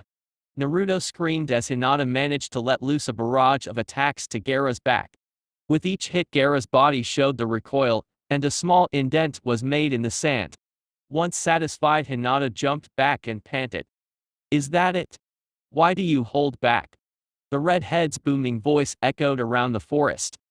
Hinata was confused by both his words and for the fact that his sand armor hadn't fallen off, not that his chakra points were sealed. She lost all speech function, however, as Gara simply flooded the closed points with demon chakra, forcing them open once more. How? She choked out. She didn't understand what that strange chakra was, but she knew it wasn't natural. True, a normal person could reopen the closed points by flooding them also, but that would usually so painful and take so much chakra that, unless they had a huge supply to spare, they would pass out from it after. But this strange chakra merely touched the blocks, and they disappeared. I will force you to use what you've been trying to keep hidden, Gara taunted, turning to Naruto and thus making both Hinata and Sasuke cast a quick, odd glance at the blonde. You seem to be very fond of that girl. Gara spoke, suddenly seeming calm. Hinata tensed, sensing Naruto's killer intent flare. The message clear: do anything to her and I'll kill you. Hinata would have blushed if it were a different situation. Sasuke felt it too and sent another glance over to the blonde. Gara was luring out Naruto, and he was taking the bait. Mother is telling me to make you suffer. To make you angry. He spoke more intently, now smiling as he felt Naruto's chakra flare up. Let your rage go. And don't hold your power back. Gara almost screamed out, tilting his arms up and leaning his head back slightly. It took all of a second for what happened next. Naruto recognized what Gara was going to do and immediately jumped in. Gara launched his enlarged hand at Hinata, planning to pin her to a tree and crush her like he had with Sakura the first time. Hinata was scared, frozen to the spot with a scream caught in her throat. She wanted to get away, yet couldn't. Hinata. Naruto screamed, his voice deepening with every syllable. Sasuke watched in shock as Naruto flew from where he was standing and seemingly combusted in flames mid-stride. Naruto jumped in front of Hinata as the sand hand and crashed into Naruto. When Sasuke didn't hear a crash or the cracking of bones, he looked back towards where the blonde was standing, unaware he had ever looked away. Naruto's fire was holding up the sand. No, wait. Sasuke examined it closer with the Sharingan. It's pure chakra. Pure condensed chakra. Sasuke was amazed that even without channeling chakra into his eyes he could still clearly see it. Hinata was bewildered more than anything. She could see that Naruto had a huge well of chakra stored in his system. The way it was flowing out, it almost reminded her of a spring, coiled so tightly around that when released it could only be explosive. As both Sasuke and Hinata analyzed what they saw, only one thought came to mind. A blood limit? Naruto flared out his killer intent, which only made Gara laugh. Hinata took off towards Sasuke, easily covering the distance in a few short leaps. Once Naruto knew Hinata was out of the way, he tossed the sand hand to the side and jumped forward with an outstretched claw. Gara brought up a sand shield to block it, but Naruto's chakra scored lines down through it. Gara laughed as he fought the blonde, while Hinata and Sasuke were finding it hard to keep their eves following him. Whenever Gara tried to launch an attack towards them, Naruto would swat it away using the chakra that encased his body like armor. I won't let you hurt them. Naruto growled out, voice now deep and gruff. As Naruto began to pull out more chakra, it created a long tendril of energy from behind him that looked like a tail, and another two came out from the top of his head, almost looking like long ears. Everyone in the vicinity, besides Gara, got chills run up their spine from the killer intent directed at Gara. Even though it was immense, he just grinned. If that was directed at me, I wouldn't be able to move. Sasuke thought angrily. How the hell did he get so strong? Naruto raced forward, relying mostly on his speed, zipping one way, letting free an attack, then speeding around to the other side and attempting to claw Gara. It reminded Sasuke of how Lee had fought the redhead, but with one main difference: when Naruto hit the protective layer of sand, he left his mark. Hinata was amazed at Naruto's speed, and wished she could cheer him on, but knew that would give away their hiding spot. Sasuke growled, having enough sitting and watching, before he jumped down into the fray. Naruto looked over his shoulder, bringing his red eyes to Sasuke for only a second before nodding. Hinata took a sharp intake of breath as she saw his appearance. Red eyes, elongated teeth that now resembled fangs, and the marks on his face seemed to deepen and lengthen. His face seemed sharper too, not at all like the rounded one she had come to love seeing. Hinata had to admit he looked menacing now. Although she didn't feel any different seeing him like that. Her heart still fluttered as he looked in his direction, and she knew that Naruto was only doing this to protect her. Sasuke jumped forward with Naruto right beside him. Naruto rushed forward, disappearing momentarily and reappearing in front of Gara, taking his focus. Sasuke saw his opening, the silent plan seeming to work so far, and threw his tagged kunai directly at Gara's head. As expected, the sand held it there, but Gara realized the tag was on the kunai a second too late. Boom! Naruto smirked as the tag went off. When the smoke cleared, Sasuke's eyes widened as Gaara's face seemed to be dripping sand, not blood. The sand easily reformed and Gara let out a roar in anger and defiance. Enough of this. He screamed, I'm tired of playing with you. Gara sent out his sand to hold the pair in place as he brought up his hands and made a single seal, causing Naruto to tense. You are a worthy opponent, although I have one question before you die. Gara said, turning to Naruto. He didn't wait for an answer before continuing. Why help them? I can see now you are exactly like me, and yet you help and even save the people who no doubt shunned your very existence. Gara growled out. You help them, and even go so far as to trust them. Why? Gara screamed. Even though some people are exactly as you say, there are others who can simply look past everything. Naruto started softly, making Sasuke raise a brow at the conversation the two seemed to be having. You need to look for those who offer true friendship. You fight for yourself, while I fight for my precious people. And that is why no matter what I will defeat you. Naruto finished with a determined yell.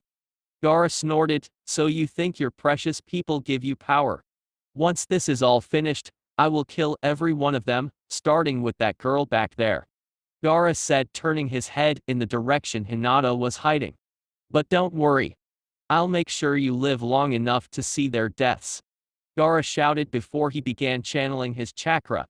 You even touch her and I'll kill you.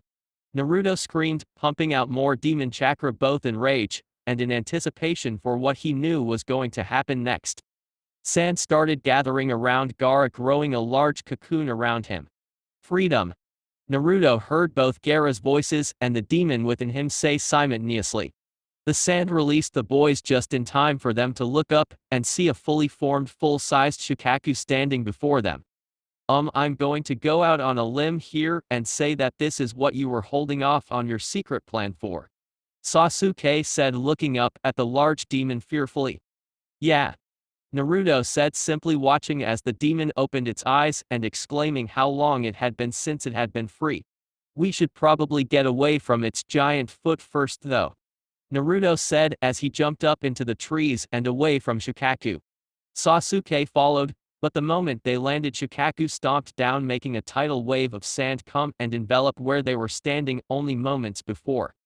Naruto jumped back again, noticing more sand was heading their way. Sasuke, however, wasn't as lucky. The wave of sand hit him head on, propelling him back into a tree, effectively knocking him unconscious. Well, that's a bonus. Kyubi said with a snort as Naruto picked up Sasuke and placed him on a branch in a nearby tall tree. Now, only the Hyuga will see you summon me. Kyubi said, reading Naruto's thoughts. Looking to the branch directly below him, Naruto saw Hinata, wide shaking eyes, looking at what Gara had become. Do it. Naruto told the fox simply as Hinata looked back, seeing only Sasuke leaning unconscious on a branch. Naruto had begun to jump up using shadow clones as stepping stones, bringing him higher. He could feel himself begin to heat up from the demon chakra he was collecting.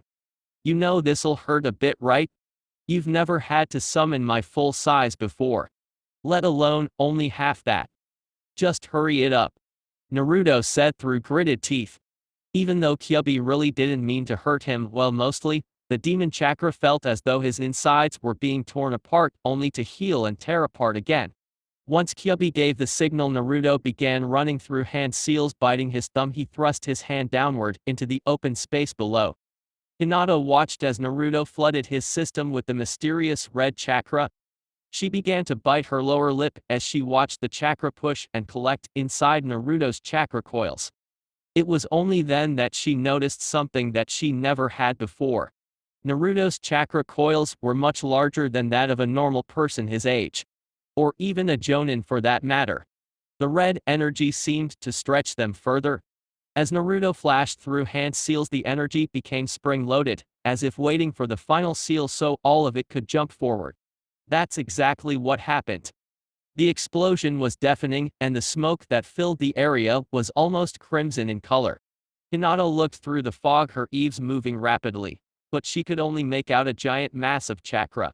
She didn't have to wait for the smoke to clear before she could see what the mass was either. Uruka-sensei, what's the matter? Kanahamaru asked, looking up at his teacher, who suddenly froze with a look of utter horror on his face. Sensei? Another kid asked, snapping the scarred man from his thoughts. And nothing's wrong. I thought I saw a bat. Urka said, shaking his head and suppressing a shiver. Looking around the small cave-like hiding spot, he noticed most of the other older Chunin and Jonin that were there froze as well. An ANBU off to his left looked almost completely petrified, even through his mask. What's with them? Moiji asked her friend, noticing their elder's odd behavior. Maybe they're really scared of bats. Udon said, shrugging. I don't know. And I don't think they're going to tell us either. Kanahamaru said with a huff. Kakashi stopped beating up the random sound nin that came his way momentarily. Guy at his back. It seems like your student is just as reckless as you are, my eternal rival. Guy said, only half yelling. Although he'd never admitted he was scared to death by the presence, he felt he wasn't scared of the blonde who carried it, however, knowing full well he was merely the vassal. The fox, however. Well, Guy was sure he'd need a new jumpsuit if he ever met the Kyubi face to face. I'm confident Naruto's thought through this carefully, Kakashi replied, suppressing a chill that ran up his spine. He sent a small glance off to his side, watching as Haku skewered 3 nin in a row with his needles. As long as that thing stays contained. Guy mumbled more to himself as a shudder ran through him. I'm sure we'll be fine, Kakashi said cheerfully. Knowing the demon fox didn't really mean to hurt, maim or kill anyone still didn't make its presence any less. Kakashi shivered, disguising it as a stretch. I'm up 58. Kakashi smirked behind his mask as Guy grumbled he only had 52. So the brat did need to use it after all, Jiarius said as he jumped out of the way of one of Orochimaru's attacks. Ah, the Kyubi's chakra. It fills the air with such a lovely feeling of dread. Perfect atmosphere for your death. Orochimaru screamed. Wow, it almost feels like the Kyubi was released. Bird said somewhat nervously. Maybe the Kyubi brat is having an epic demon battle? Cat said, taunting Bird. Dog snorted. As if. He shook his head. I don't even think that kid could beat an academy student, let alone a demon. I've seen him training. Though I feel kinda bad for whoever is on the receiving end of the Kyubi's fury. Bird said, shivering. That kid'll probably be killed anyway. Good riddance if you ask me. Dog said with a huff. You don't like the kid? Cat said in mock horror. That kid is pure evil. Dog exclaimed. I'm sure of it. May lightning strike me down if I'm wrong. Both Cat and Bird inched away from Dog, who raised his arms yelling to the heavens. Crackle boom. A stray lighting jutsu from the battle came heading directly for the ANBU. Dog screamed girlishly and dived out of the way. The lightning hit the barrier and disintegrated, harmlessly sending small sparks on the inside of the dome in random directions. I take it back. I take it back. Dog started shouting, causing Bird and Cat to chuckle to themselves about their teammates' misfortune. Hinata flinched at the loud bellowing roar that came from the smoke. A giant red streak came flying out not 2 seconds after, heading straight for Gara. Hinata barely had time to react as the tree she was standing in was yanked up by its roots by a long tail from the now clearly identified Kyubi. Hinata screamed when she recognized it, fearing for her life now more than ever. Grabbing onto Sasuke as the tree lifted ever higher, Kyubi maneuvering it to face his giant face. Quickly the tree was yanked out from beneath them, Hinata now clinging to the unconscious Sasuke for dear life. She let out another high-pitched wail as she began to fall. Sasuke, picking that moment to wake up, found himself wrapped in a screaming Hyuga Hinata's arms, the girl not even noticing his waking. Not to mention her legs were squeezing one of his to the point he was losing circulation. Looking at her point of focus, he instantly passed out once again. The Kyubi no Kitsune was right below them, and from his vantage point, it looked like it wanted to eat them. Hinata's screech was cut short as she landed on something solid. Kyubi went cross-eyed as he looked at the two on his nose. Hinata began to shake, seeing the giant red eyes looking directly at her. Honestly, girl, need you make so much noise? The air vibrated with the fox's words. You missed furball. Naruto called through his panting from atop Kyubi's head standing between his ears. He was no longer covered in the red chakra, and all his features were back to normal, much to Hinata's relief. Naruto. Hinata shook out in surprise and confusion. When people look like ants, it's hard to aim. Kyubi complained, just be glad I caught your mate at all.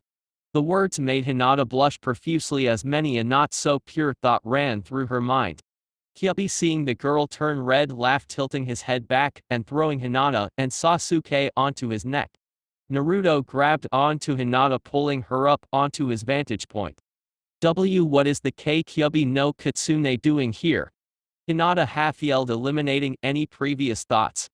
I summoned him, Naruto said, simply, not sure what else to say. Why you summoned a demon? Hinata asked, eyes suddenly growing wide. I thought the Kyubi had been killed by the Yondium. Hinata said, beginning to sweat. That's what they want you to think, Naruto smiled sadly. I'll explain later. I promise. Naruto said, turning to look at Shukaku. I thought you needed a sacrifice to summon a demon.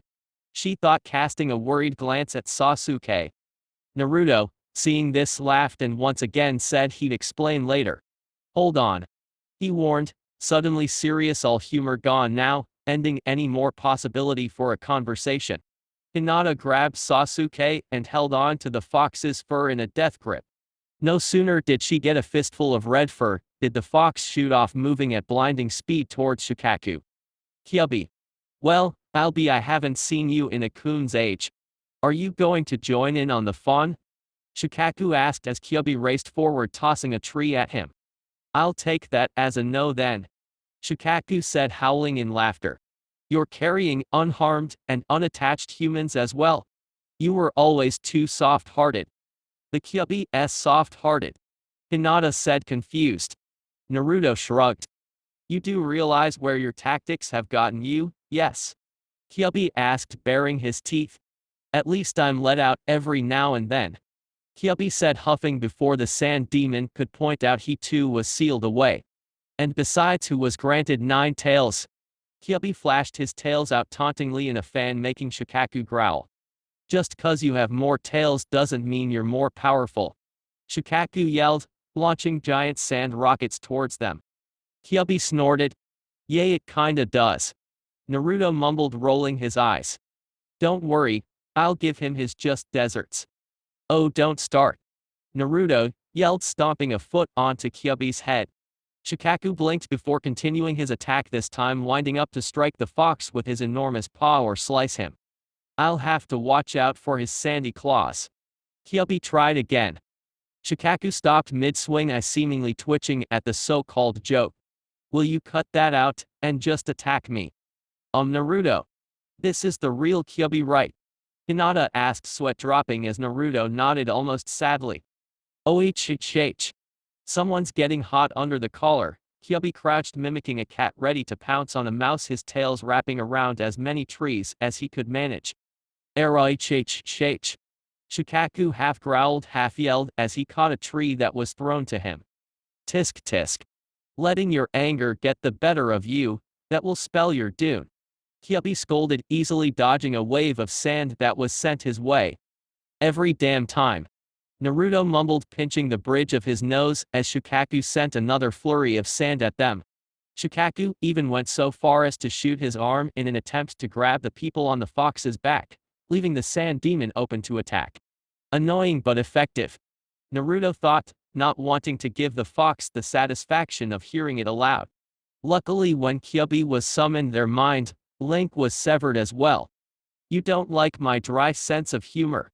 Kyubi asked, easily jumping right over Shukaku, smacking him on the head with his tails, hoping to hit Gara, but obviously missing. The enraged Shukaku roared and launched both its arms at the giant fox. Kyubi smirked and lunged, locking his claws into what was left of the sand demon's shoulders. Once his hand-like front paws were fastened, Kyubi clamped his jaws around Shukaku's neck for good measure.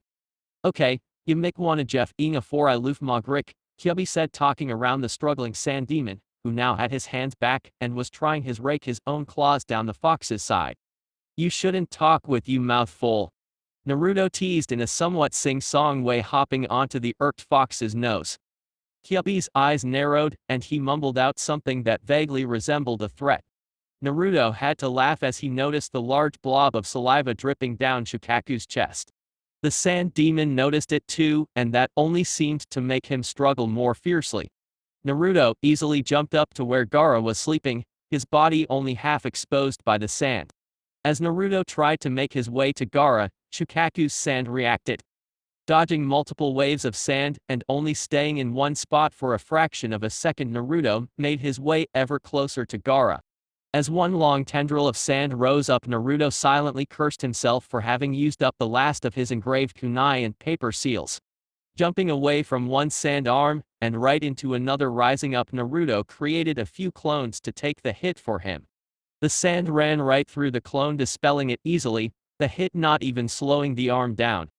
Naruto rolled to the side and knew he couldn't create anything but simple shadow clones, knowing that almost all his chakra went into summoning Kyubi. As soon as he made it within a foot from Gara, the sand beneath him rose up, suddenly trapping him. Smaller sand-like arms rose up, snaking around his arms and body, both cutting and crushing him as Naruto tried his best to pull himself forward using the last of his chakra reserves. Reeling his head back, he smacked into Gara's forehead in a headbutt. Naruto's eyes went cross, and his head now pounded. He could feel a bit of blood oozing down the sides of his face, and the sand hands loosening their grip. Gara's eyes fluttered open. Shukaku screamed as Kyubi released him. In a last-ditch effort, he swung for the fox, catching him by surprise, landing a single blow to the side of Kyubi's head, creating a gash from the fox's cheek down to its shoulder. This caused Kyubi to yell out in surprise as he suddenly felt pain. As soon as Shukaku's claws began to turn down Kyubi's front paw, he exploded in a shower of sand, leaving in semi-conscious Naruto and an exhausted Gara to fall helplessly with it.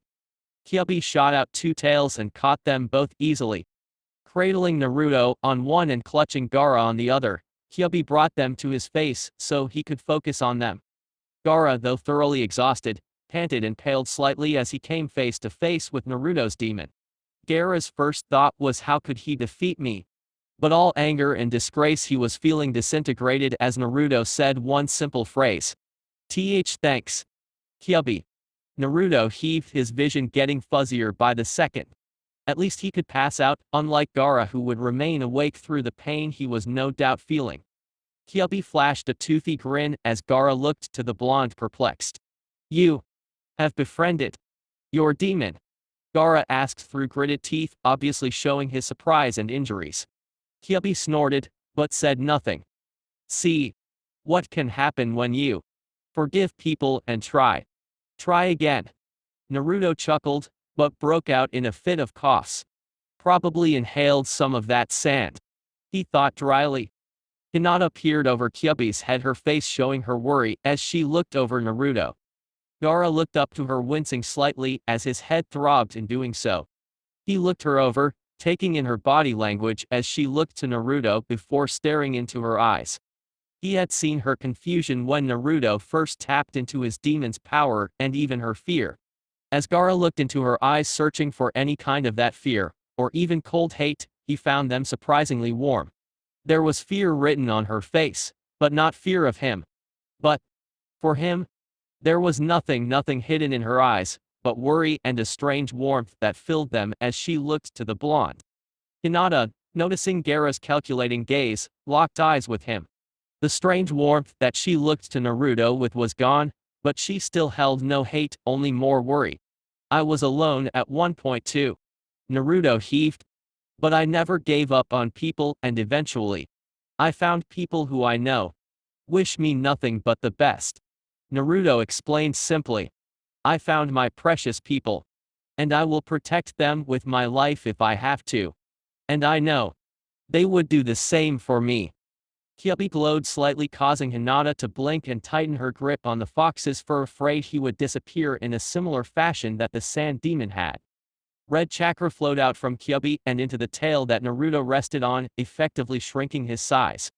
Gara watched with interest as Kyubi closed his own wound enough to ebb the blood flow before focusing on closing Naruto's wounds. I draw on my friend's power and they draw from mine. You're stronger in a group than you ever would be alone. Naruto's breathing became slowed. Gara opened his mouth to speak, but Naruto cut him off. And if you don't know how to make friends, how about I be your first? Naruto asked, tilting his head to look towards Gara and flashing a small smile. Naruto blinked slowly, fighting to stay awake for just a little longer. Gara bowed his head. You will not finish me? He asked, looking to Naruto out of the corner of his eye. When the blonde shook his head, Gara relaxed slightly. Then, I would like to take that offer, Gara said as Kyubi, now no larger than a caravan, placed the genin on the ground, laying him on his back. Heh, I thought so. Naruto smiled, closing his eyes and falling unconsciousness. His legs now draped off either side of the tree branch-sized tail he was laying on. Hinata was now straddling Kyubi's neck and Sasuke was laying in a draped U shape on Kyubi's back, Hinata still clutching his wrist and Kyubi's fur in a death grip.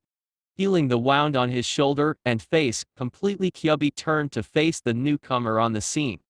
Temurai walked out of the brush, obviously shaking as she inched her way to the large fox. GG Gara. She stammered out, noticing the fox looking at her. Kyubi huffed in an attempt not to laugh as he flashed a free tail, signaling for her to take the redhead. Thank you, Gara said, looking up at both his sister and the fox, the words feeling strange to his tongue.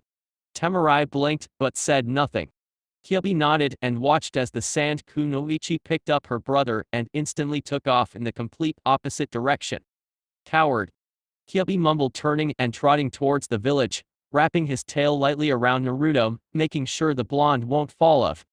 Hinata started, but Kyubi wrapped a tail around her mouth, silencing her. When he moved it, she began to spit out the loose bits of crimson fur. I'm not going to answer anything, that's up to the kid. Whenever he decides to wake up, of course, Kyubi said softly. I'll take you all into the outskirts of the village, but I'm not about to carry you out of the woods. Kyubi glanced to Hinata, who nodded in understanding. If anyone from the village saw the Kyubi walking around, all hell would break loose. I want you to go and get help. If you can locate Tsunade, she would be best. If not, do not fear. I'll protect these two until you return, and depending on who you bring back, I'll act accordingly. Hinata nodded again. When they reached the forest's edge, Hinata jumped off, and though her own wounds and bruises were throbbing, she would do anything to help Naruto. Oh, and Sasuke needed help too. Tsunade growled out in frustration as she punched another sound nin who made a crack at her chest, sending said guy into 3 others and knocking them back as well. She smiled in satisfaction as they didn't get back up, before turning back to her work of healing the injured Konoha nin and ANBU who were fighting. Luckily, none of them really had much more than a broken bone or two. The worst of the injuries being a bit of whiplash and a pinched nerve causing minor paralysis. She was just about to move on to the next nin when she heard her name being called. Turning to look, she spotted a rather beat-up looking Hinata screaming for her help. Tsunade immediately went to her aid, telling one of the nearby medic nin to cover for her. Tsunade sat the girl down, much to her protest, and began her work, holding up a finger in front of Hinata's lips, stopping her from talking. Hinata's eye twitched, getting annoyed with everyone cutting her off, and pushed the Sanin's hand away. Not me, it's Naruto. Hinata yelled out as loud as she could, making all the medics look at the pale-eyed girl. Tsunade blinked dazedly for a few seconds, letting her ears stop ringing before her brain could process what the younger girl had said. Show me immediately. Tsunade snapped up with Hinata half under her arm, taking the Hyuga's feet off the ground. After Tsunade released the girl, the pair sped off back into the woods where she had come. Tsunade spotted Naruto and Sasuke instantly, completely ignoring Kyubi who was standing over them not 2 feet away. After examining them both, she relaxed slightly. Come on, she said, turning to Hinata. We better bring them to the hospital. She picked up Naruto, flipping the limp blonde over her shoulder before grabbing Sasuke. Gingerly she held the dark-haired teen with her other arm, then turned back in the direction of the hospital. What? Not even a hello? Kyubi asked, acting dejected. There's a sound nin near the north wall that uses birds as summons, Tsunade said, not even looking at the fox. Okay, I'll take that. With that, the mighty Kyubi no Kitsune ran off into the forest with the hopes of catching a meal. He'll be okay, right? Hinata asked, glancing at Naruto. Yes, his main concern is chakra exhaustion, which may be rather minor for a normal ninja, but as you now obviously know, Naruto has a massive amount of chakra at his disposal. For his system to suddenly not have all that energy, Tsunade trailed off, knowing Hinata could fill in the blanks. He also has a few cracked ribs and a small fracture in his skull, as well as a hairline fracture in his right arm. As for Sasuke, well, he's more bruised than anything.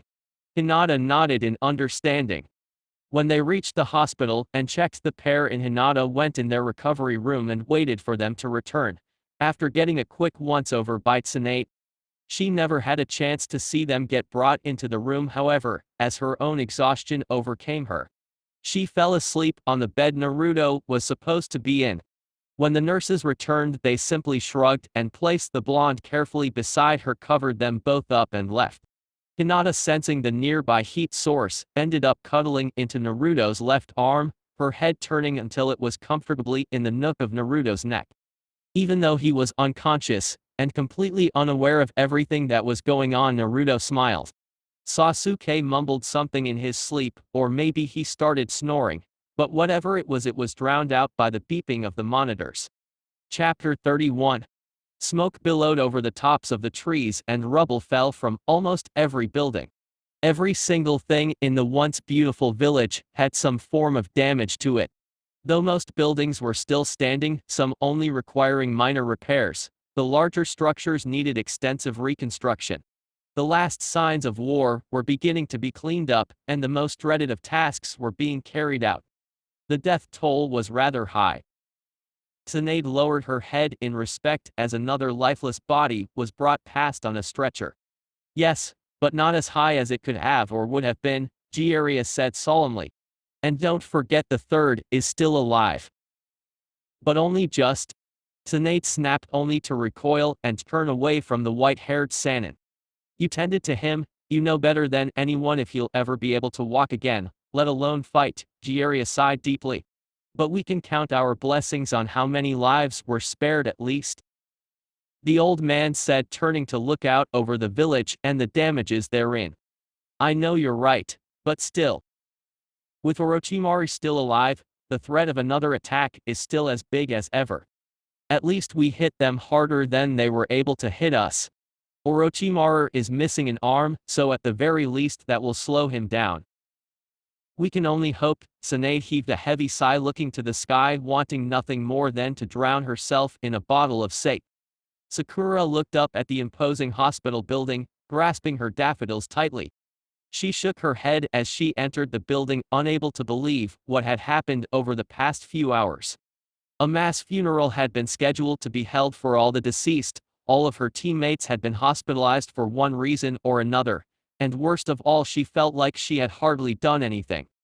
Granted, she did what she could with what little first aid techniques she knew, but she still needed help to guard herself while she worked. Shaking her head again in an attempt to free herself from these thoughts, she asked the nurse at the reception desk what rooms her teammates were in before beginning her trek up the hospital stairs. She went into her sensei's room first, finding him sitting on the end of his bed glaring at the nurse who was trying to check his bandages. I don't care how good you feel, you're not leaving until I say you're well enough to be moving around. The nurse yelled, almost breaking her pencil in half. I have a broken arm, a few puncture wounds, and a number of sore muscles. I'm sure this room can be put to better use. Kakashi argued, his eye narrowing.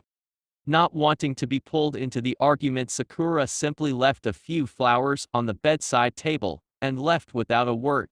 Heaving a sigh as she went on to Haku, she opened his room to find the nin sleeping soundly. A small smile crossed her lips as she saw he too wasn't as badly injured as she had feared. Leaving Haku a few flowers, she stayed a few moments before heading on to her last stop. Opening the door to the last room she hoped to visit, she couldn't help but giggle slightly as he noticed Hinata snuggling into Naruto. Sasuke was in the bed beside the pair, his back turned on them. Sakura placed a few flowers on Naruto's bedside table and went over to Sasuke's. When she approached, he stirred, turning his head to glare at her as she gave the flowers to him. Sasuke made a huffing noise as he turned to look at the pink-haired nin. "You didn't get hurt too badly, did you, Sasuke?" She spoke softly, eyeing his bandages. Sasuke's glare shifted, resting on Naruto's bed a moment before running over Sakura. With a grunt, the dark-haired nin pushed himself into a sitting position, immediately regretting the decision, as a head rush made the room spin. "Sasuke?" Sakura tried again, not really liking the look on the other teen's face. "No," Sasuke spat out, almost disgusted, his eyes flickering from one of Sakura's eyes to the other. Huffing again, Sasuke turned his head to look out the window. Sakura blinked but didn't press.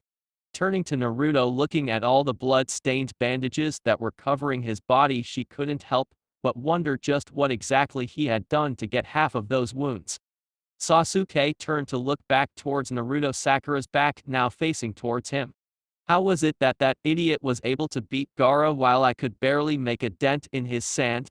Noticing Hinata curled up with Naruto for the first time, his eyes narrowed. "That Hyuga. She must have been able to seal up that odd chakra. That would explain it." Sasuke's eyes hardened further. "There is no way that dope could have beaten that monster by himself." Sasuke huffed as he convinced himself more and more that was the most logical solution. No matter how he looked at it though, everything still boiled down to one thing and one thing only. Naruto was able to beat someone he couldn't even damage. Whether he had help or not was irrelevant. It felt like Naruto was speeding along while he was standing still. Sasuke clenched his fists as his thoughts wandered to how weak he must be if the dropout was surpassing him. "Alright." Sakura's voice echoed about bringing Sasuke out of his trance. Blinking once, flickering his eyes to hers for a small moment, he gave his seething reply. "Whatever." Sakura looked worried a moment, but hid it quickly, opting out to shake her head for the umpteenth time today. "If you want to talk, just let me know," she said, heading to the door, knowing full well that Sasuke wasn't one to just talk about his issues. Sakura walked out without another word, hearing a huff and a sigh from Sasuke before the door clicked shut behind her. Heaving a deep sigh, she began her long walk back to where she knew Tsunade would still be stationed, her visit with her team not going as well as she'd hoped. Sasuke continued to stare daggers into the door until he heard Sakura's footsteps disappear completely from the hallway. Naruto shifted in his sleep, tilting his head back slightly, digging his nose out of Hinata's hair. Sasuke looked to the pair momentarily before grinding his teeth and falling back into his pillow with yet another aggravated huff. "That idiot is hiding something. Something that I will make him share with me." Sasuke smirked almost evilly to himself. "But Jiraiya, you must. You." The elderly man started to protest, but was cut short. "No. I don't want the position," Jiraiya said, turning his back to the elderly man and woman. "I have no interest in becoming a stand-in." Jiraiya turned his head slightly to look back at the pair. "Didn't Tsunade talk to you yet? I hear she was interested in taking over." The elderly woman tilted her head slightly, much in the same way a dog would. "But the Hokage directly asked for you to." "Well then, when he wakes up again, tell him I decline." Jiraiya pinched the bridge of his nose and scanned the area for anyone or anything else he could focus on. Finding a stumbling trio of ninja within the debris of what once was the market street, he quickly went over to take the lifeless load they were carrying. Giving a solemn look to the jonin, he made his way off to the makeshift burial ground. "There doesn't seem to be too many more unaccounted for," the one jonin said tiredly. "I'm just glad the sound ninja were driven out as quickly as they were," said the second, equally as exhausted. Jiraiya nodded as he continued walking. Naruto groaned as he groggily opened his eyes. He had no idea how long he had been unconscious for, but knew he'd rather go back to sleep. It was getting dark out, and everything in the hospital room had long shadows, and everything had a luminescent orange tint to it. Fighting the urge to turn his head and look around, Naruto simply scanned the room with his eyes. He took a few things into notice as he did so, one being a bouquet of flowers set at his bedside, the other being the glare Sasuke was currently sending his way. Naruto blinked a slow blink as he looked towards the black-haired teen, then grudgingly tilted his head to get a better, more easily focused look Sasuke was giving him. Noticing Naruto's movement, Sasuke gave something that was a combination of a growl and a huff. "How?" Sasuke said, simply more of a demand than a question, aggravation extremely evident in his voice. "Oh." Naruto moaned, not sure if he would be able to work his mouth or not, laying his head back down into the pillow, pain making him hiss slightly. Naruto knew Sasuke had questions he wanted answered. Unfortunately, his brain wasn't working at full capacity and missed half of the question he asked. Deciding it better to redirect than answer in his muddled state, Naruto half mumbled, "I'm glad you're okay." "I'm glad." Naruto closed his eyes slowly. "Damn it. You're going to answer me," Sasuke shouted angrily. "I'd rather it me than you killed anyway." Naruto mumbled softly, on the verge of passing out again. "You." "Naruto," Sasuke started to yell, but when the blonde's words hit, he found himself caught off guard. The fact that Naruto of all people could make him stop in his quest like that. It angered him more than the fact that the blonde had managed to beat Gara where he himself failed. "Naruto, I will make you tell me." Sasuke huffed and laid back down, trying his best not to grind his teeth in frustration. One way or another. That's it for this part. If you enjoyed it, then like, share and subscribe for more, and also check out the playlist.